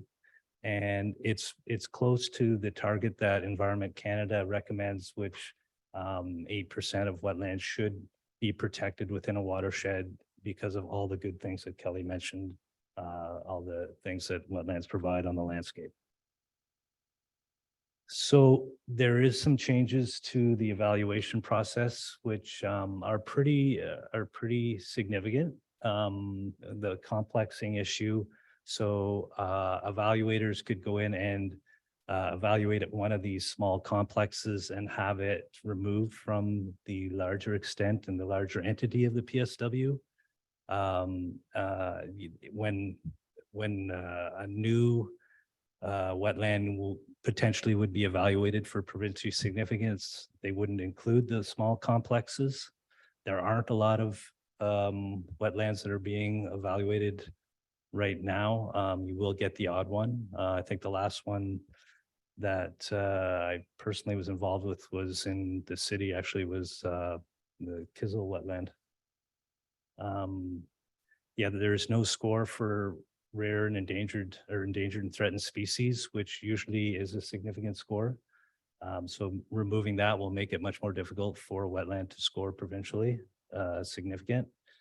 And one of the most important things maybe for folks around the table is that the province was always involved in the management and administration of a new wetland or a wetland revision. They are not totally out of the picture. They're keep maintaining a database of a provincial database and mapping of all wetlands. But if someone submits an evaluation, it goes to the municipality. There's no appeal process to that evaluation. The evaluator, who is qualified and vetted by the province, they must take a course, submits the report, and there's really no appeal period. And I wish I knew more about it, but it's brand new. It's the changes started in January and we haven't seen one yet. So, but I have talked to ministry staff and everybody's aware of the new process, and we'll try to work as cooperatively as possible. So I think most people would know there are rules around what you can and can't do in wetlands. Any type of structure or bringing in fill or grading requires a permit. The rules around provincially significant wetlands are a little more stringent than other wetlands. So generally you can't do anything within the wetland, and we always recommend a setback of 30 meters, and the requirement is in our policies. Where other wetlands it is 15 meters. Well, we try to recommend and maintain a 30-meter setback. For other wetlands, there is some provisions in there to encroach up to 15, but you will see that only in very constrained sites. And we can ask for other studies, which is a hydrologic impact statement, which essentially is a study of the drainage around the wetlands. If you get too much water flowing into a wetland or take water away, you're going to affect the function of that wetland. And the province has stated that they will come out with offsetting and compensation policies. We have yet to see them. So we're waiting for those.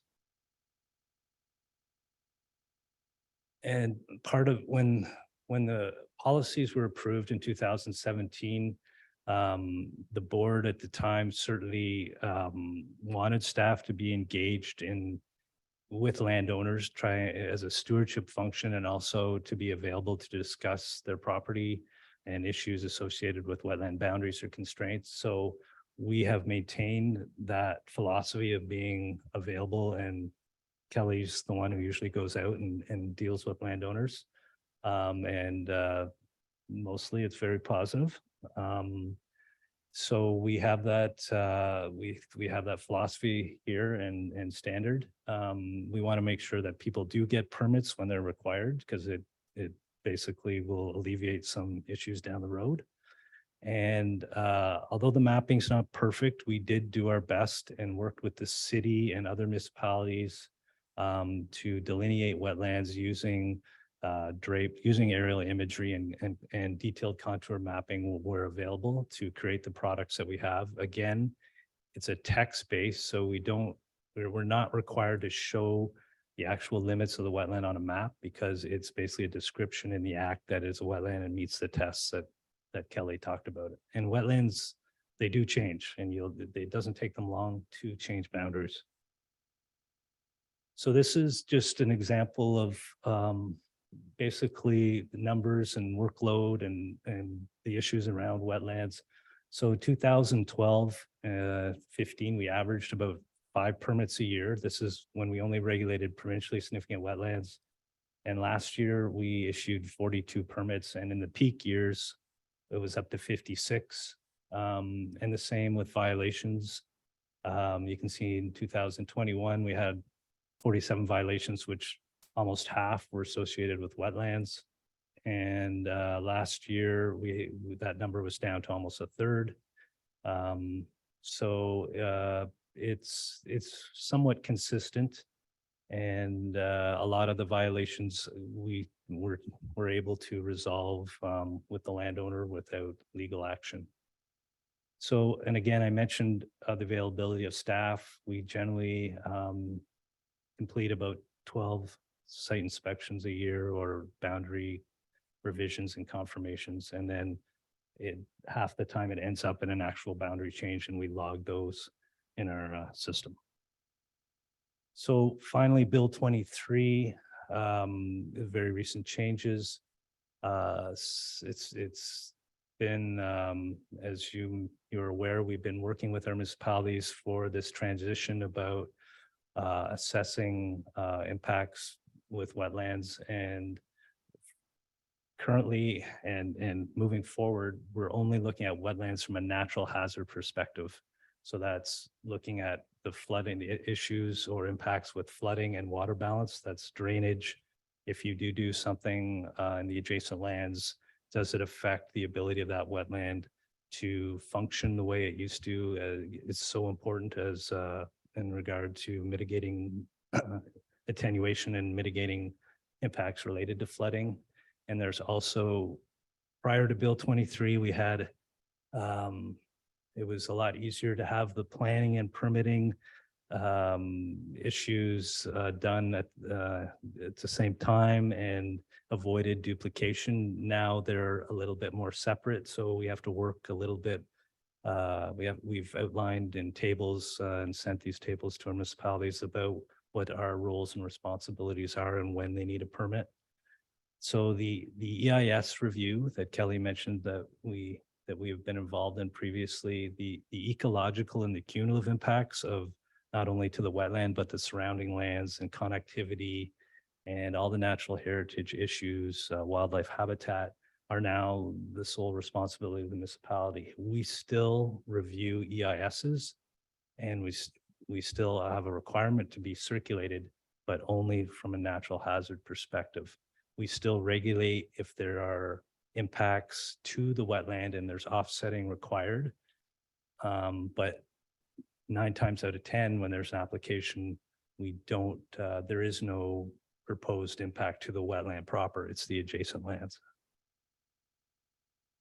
So if there's any questions for Kelly or I, we're happy to take them. John.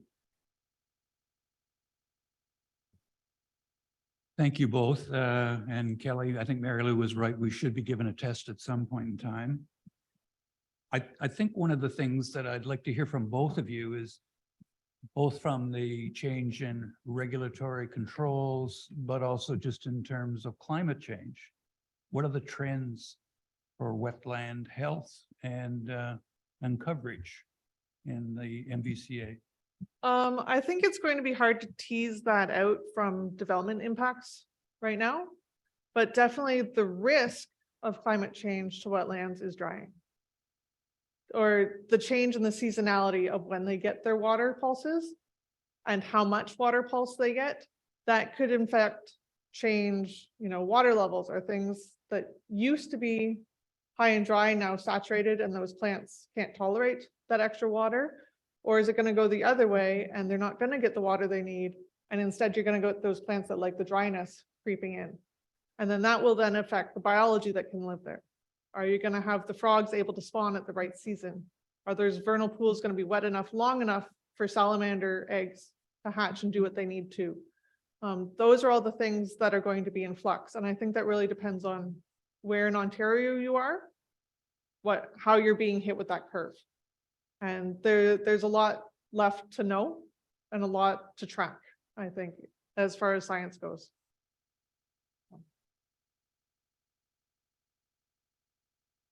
I think I'll go a little different tangent, but there is a recognition of the importance of green infrastructure in a lot of documents, especially some of the city, the stormwater management, stormwater guide talks about green infrastructure, and you're seeing town of Carlton Place, Mississippi Mills is just doing a transportation study. And so I think there's a recognition, and it's taken a long time, about green infrastructure and the importance of, and how that is a cheap commodity to address flooding and other issues associated with wetlands. A brief comment from me, if I may, Chair, as well. The federal government also is looking at meeting its biodiversity targets.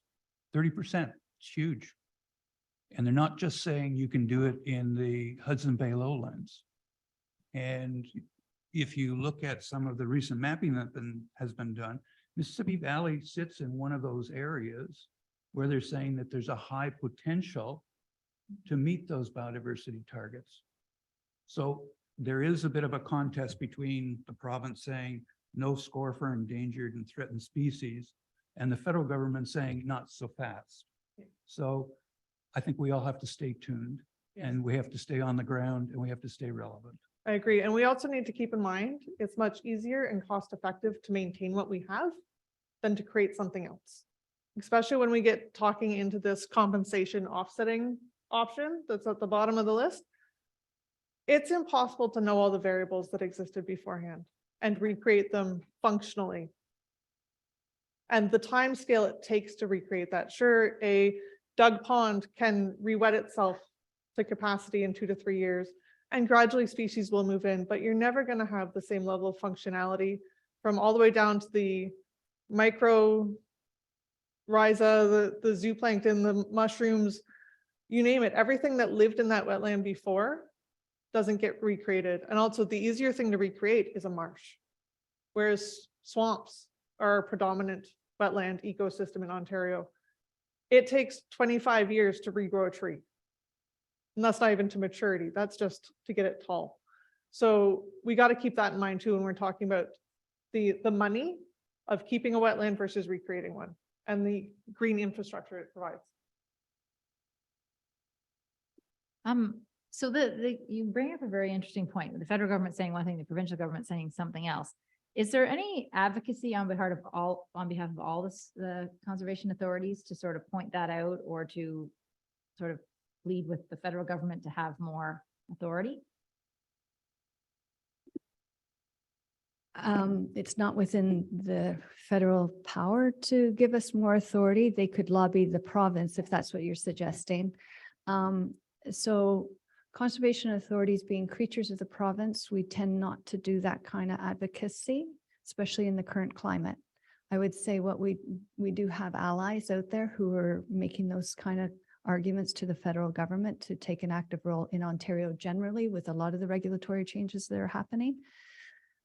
We have provided comments on various things. And in fact, attached to this report is the minister's response to our comments on Bill 23. I would say we could do more if we wanted. There is a hesitancy amongst conservation authorities right now because we are still awaiting further changes to our regulations. And until we receive those regulations, there's a hesitation to aggravate. The groups that you think are advocating on your behalf, do we have those names? I can certainly provide you with who's reached out to me. You start with Ducks Unlimited. The list is long. And it's good and it's robust. It would be good to know the specifics of them for sure, because, as city councilors, we get presentations by all kinds of groups. And, I used to sit on a granting authority, and it was very hard to tell who was actually legit and strong and had a respected voice, and who was unfortunately seen as people that really were not in the know and had some other agenda. And it's hard for us to figure out who's who, so if that would be helpful to know. If I could just pick up on a couple of things here, I did want to expand a little bit on the implications of Bill 23 for your municipalities. So picking up on what Matt was talking about. So just to be clear, you are going to receive applications, for development applications where the applicant is going to come to you with a wetland evaluation that has been done under that new wetland classification system. And it is up to your staff, not us, to assess the validity and robustness of that assessment. I am in discussions with peers at other CAs about whether, from a strictly scientific perspective, we could do a peer review of that document without making any comment whatsoever on its connection to a development application, because really the OWES assessment should be completely separate and apart from what the proposal is for that property, right? So could we potentially provide a peer review service to your municipalities?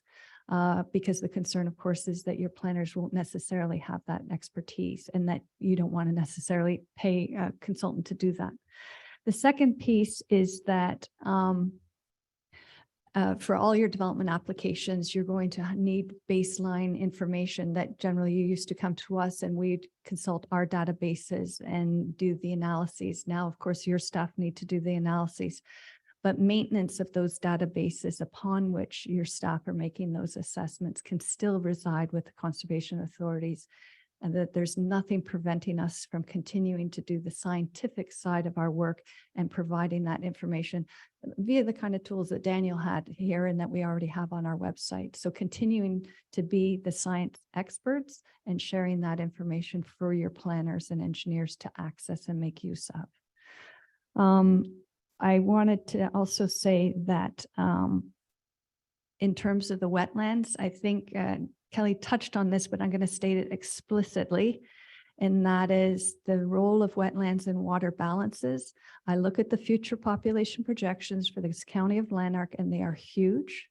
So this is a drinking water supply for the town of Carleton Place. There's many people who take their water directly from the river. And we need those wetlands for base flow during the dry season.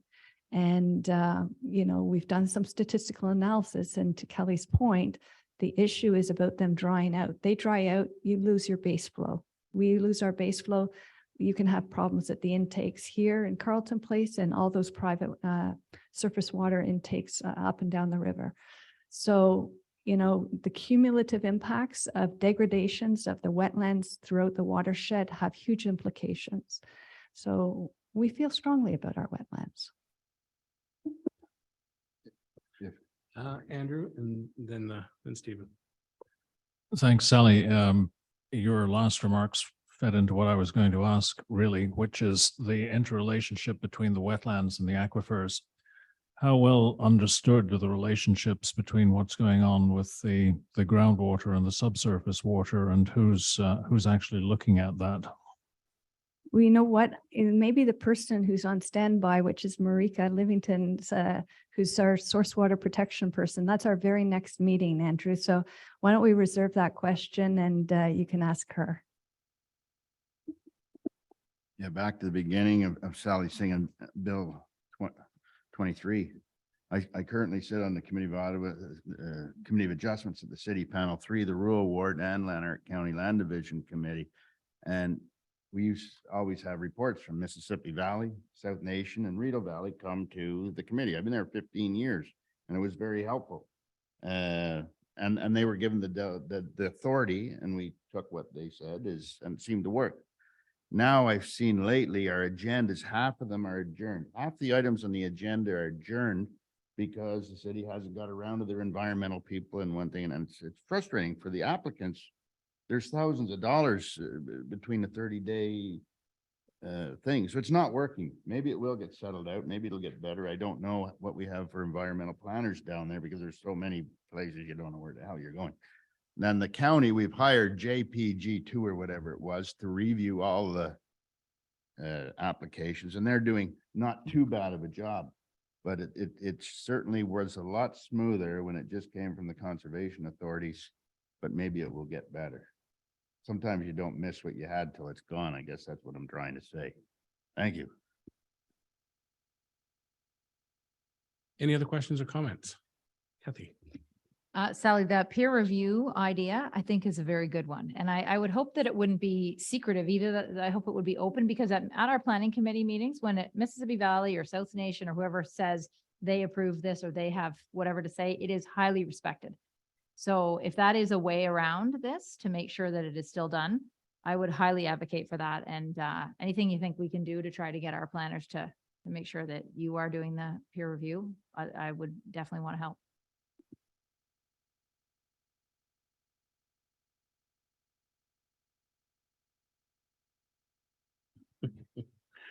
Anyone else?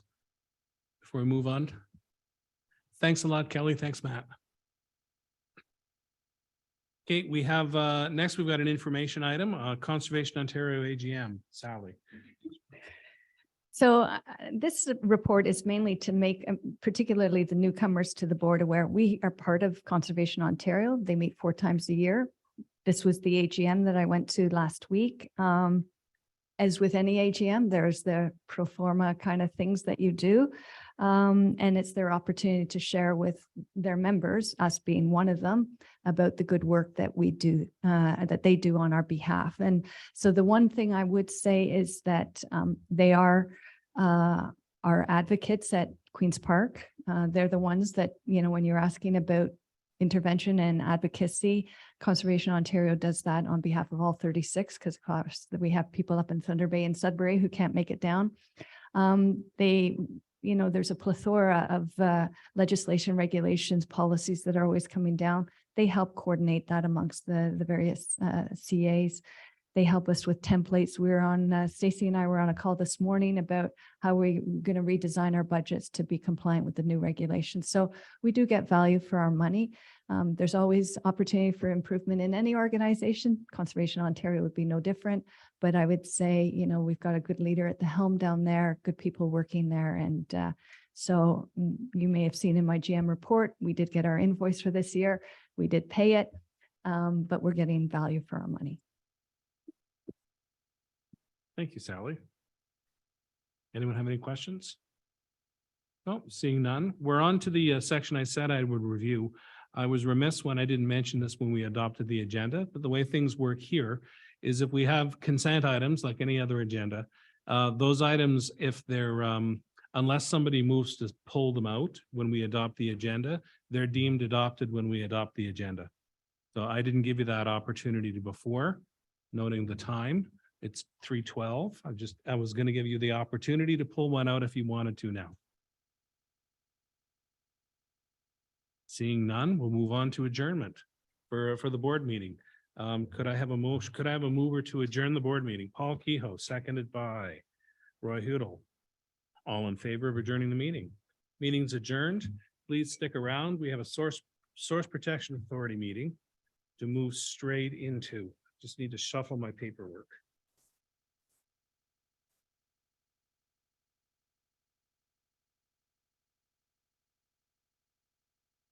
Yeah.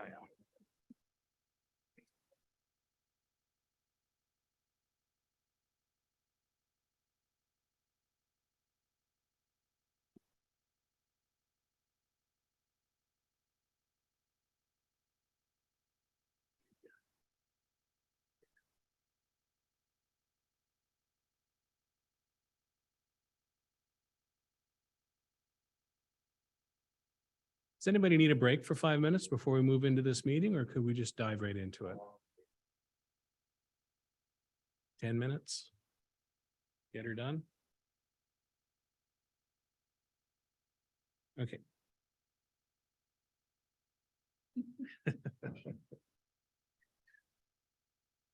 Okay, folks, I'm going to move right into the SPA meeting. We've done the roll call. If there are any declarations of conflict of interest, you can raise it now or raise it when we hit the item on the agenda. But for now, if you can take a look at the agenda, I'd like someone to move that we approve the agenda. John Carreau, seconded by Janet Mason. I'm assuming your hand was up, Janet. You're just outside of my my peripheral view. All in favor? We're adopting the agenda. The agenda is approved. Next, the approval of our minutes from the Source Protection Authority meeting dated December the 7th. Could I have a mover to accept the minutes as presented? Moved by Taylor, seconded by Paul. All in favor? That motion is carried. We have no business arising from the minutes. Next, item number 3, Source Water Protection Annual Progress Report. Marika Livingston is joining us from Zoom land. Marika, the floor is yours. Thank you, Mr. Chair. Good afternoon, everyone. I hope you can hear me okay. Awesome. Thank you for the thumbs up. So good afternoon. We are hosting our first Source Protection Authority meeting for Mississippi Valley for 2023. And I'd like to turn everyone's attention to page 5 of your agenda package. So a number of you are familiar with the annual progress reporting, but it's something that's required, and I'm going to briefly introduce it while discussing the staff report. So the Clean Water Act requires annual progress reports to be prepared and submitted to the province, specifically the Ministry of Environment, Conservation and Parks, by May the 1st annually. This is the 6th annual progress report that we are submitting since the Source Protection Plan came into effect January 1st, 2015. This annual progress report focuses on progress made within the calendar year of 2022. This report that's included in your agenda package was brought forward to the Source Protection Committee on April the 6th for their consideration, review, and comments. There are 2 documents that we are required to submit. The first being the public-facing annual report, which will be posted on the Mississippi Rideau Source Protection Region's website and will be shared with our municipal partners. There's also a supplemental form, which is a lengthy document answering about 50 questions. And this is really for the eyes of the province to look at so they can get the details and the specifics of the progress made in the year 2022. In summary, we are required to provide an overall grade for the region in achieving Source Protection Plan objectives. So where the report asked for grading, there were 3 options presented to the Source Protection Committee. The first option is limited progress, the second being satisfactory, and the third being progressing well and on target.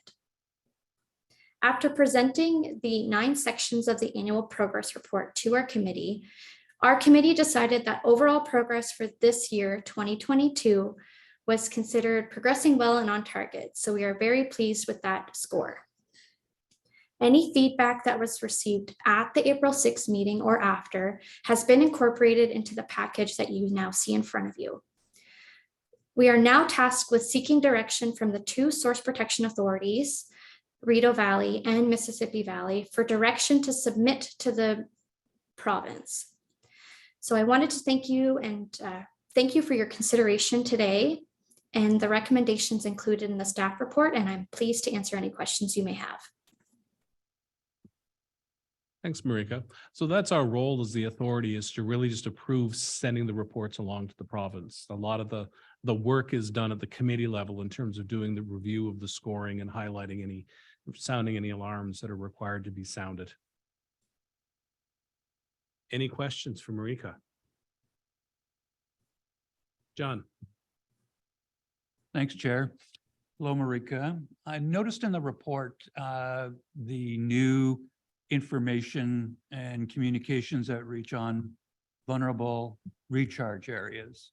And I would hope you could give us just a brief synopsis as to what kind of engagement and feedback you've had on that, because it is a very critical issue.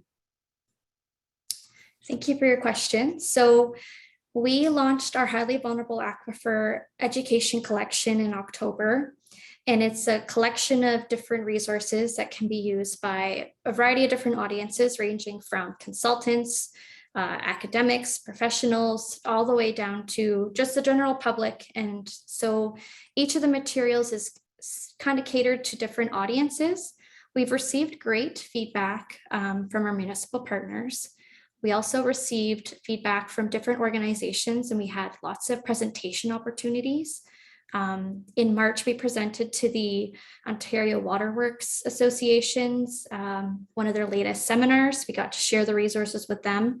So hopefully there's uptake across the province and not just in our source protection region. We wanted to increase awareness to these highly vulnerable areas and promote ways to protect them and protect regional groundwater. Thanks, John. Any other questions for Marika? Oh, Roy, go ahead. So thank you for the report. I don't have a question, it's just a comment.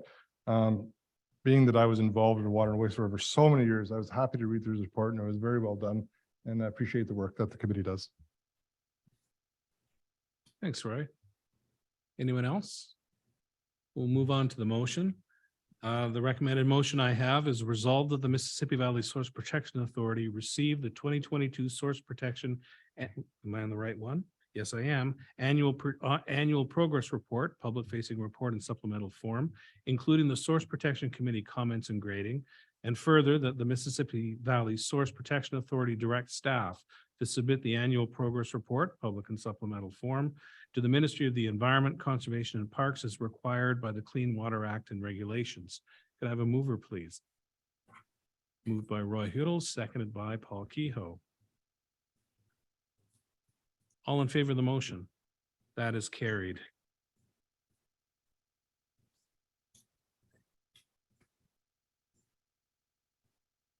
Next item on our agenda is the Risk Management Official Annual Reports Report, number 332123. Marika, did you want to present this as well? Yes, thank you, Mr. Chair. Thank you. So the second agenda item is on page 46 of your agenda package. I'll just also do a brief introduction into what the annual report for risk management officials entails. The Clean Water Act requires risk management officials to submit an annual report that summarizes the actions taken by staff each year to the source protection authorities. Each report applies to the previous calendar year and must be submitted by February 1st. There are 4 annual reports that are attached in your agenda package, and they were received by our office prior to the deadline. The first and the second reports address threats in the Mississippi and Rideau Valley watersheds outside of the city of Ottawa, because outside of the city of Ottawa, our offices have retained the Part 4 responsibilities. Therefore, we have staff who have been hired and appointed to complete the work. However, the third and the fourth reports that are attached address threats within the city of Ottawa for the Mississippi and Rideau Valley source protection areas because they have retained their own risk management staff. In summary, there was no risk management plans or activity reported or completed in the Mississippi Valley source protection area within the year of 2022. However, to provide some context, it is okay if there's no items reported for a year because we are in a bit of a maintenance phase where the bulk of the work for risk management planning was completed in previous years. Therefore, risk management staff are currently just dealing with outstanding files. So properties where we have non-compliance or a lack of cooperation. Otherwise, it would be any new development that gets brought forward that requires risk management, which would be dealt with on a case-by-case basis. That is the summary for that agenda item, and I'm happy to address any questions that you may have. Thank you. Thanks again, Marika. Does anyone have any questions on that report? Seeing none, I'll move on to the motion. Resolved that the Mississippi Valley Source Protection Authority receive for information the Risk Management Official Annual Reports for the 2022 calendar year. I have a mover for that, please. Moved by John, seconded by Andrew. All in favor? That's carried. Yes, Andrew, you had a question that we deferred to this meeting. Yes, thanks. Marika, sorry to put you on the spot, but I just wondered, after all the discussion about the wetlands, To what extent there is work being done to correlate the health of the wetlands with the health of the aquifers? Because I've seen a couple of reports recently that were brought to our council where the two were treated as being essentially quite separate.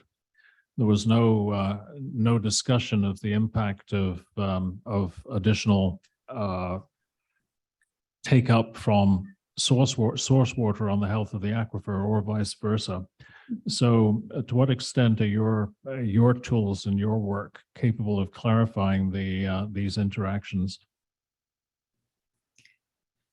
Thank you for your question.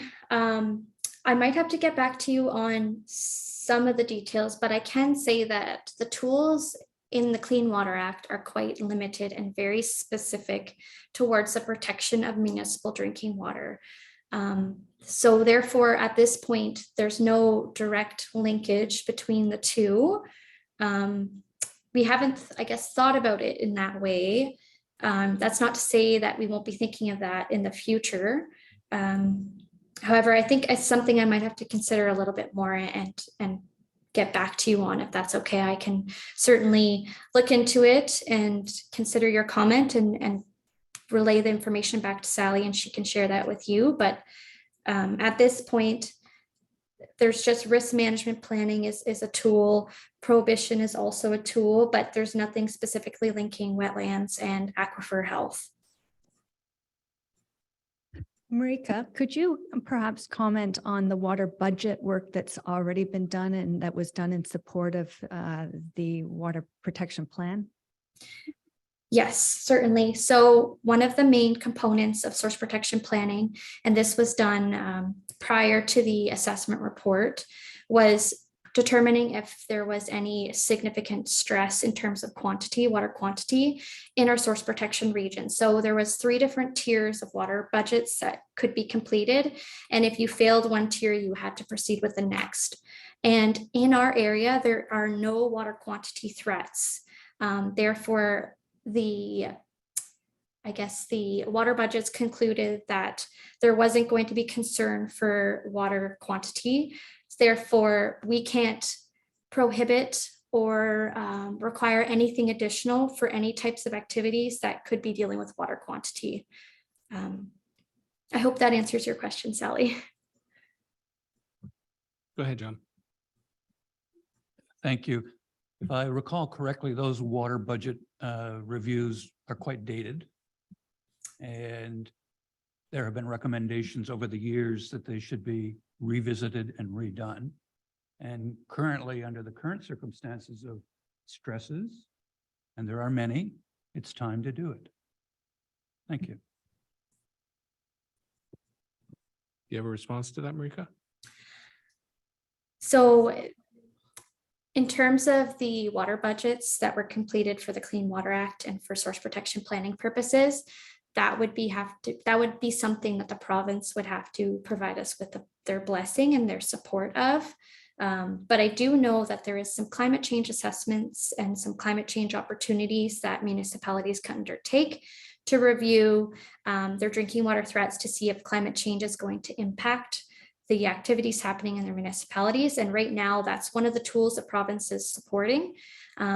However, to revisit the water budget would have to be something that the province would have to give us a thumbs up on completing.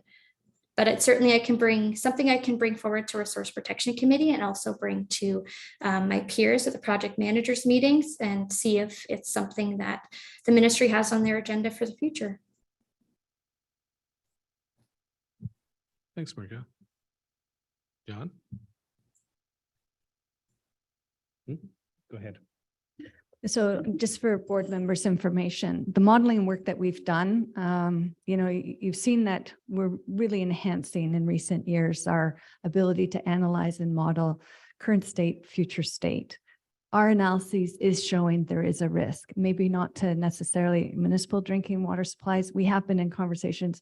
The town of Carleton Place has recently done a study. We were heavily involved in that. We shared our modeling results with their engineers. So I think we need to make the distinction between what the Source Water Protection Office, and I'm sorry if I'm not getting your organization correctly named, but the Mississippi Rideau Source Protection or Region. region, okay, thank you, is mandated and has specific legislative box that it needs to live within and it is funded for versus what we as a conservation authority have the knowledge and ability to move forward with. So we will continue to do our analyses and share the results of that analysis with you. And hopefully at some point in time, the Source Water Protection Office will be able to work with us on this and do the next round of a water budget.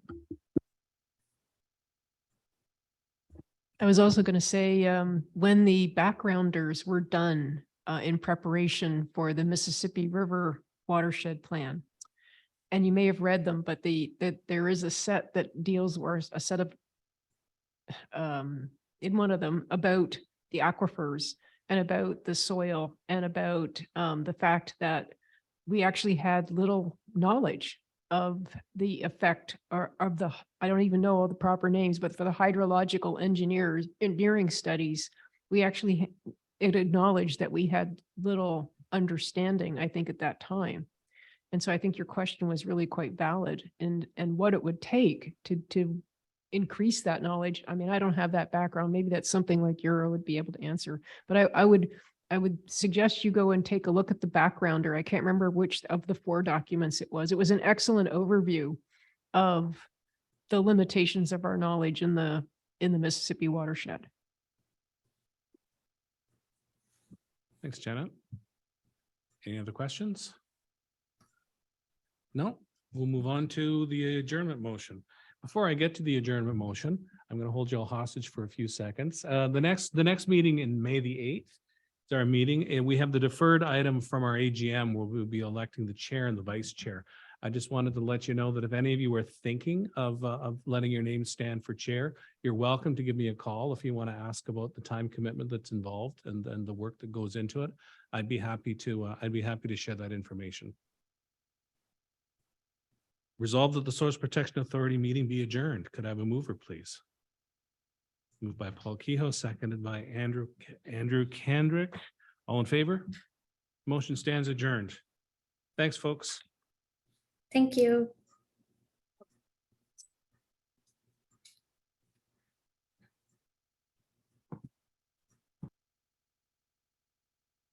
If you would have some time.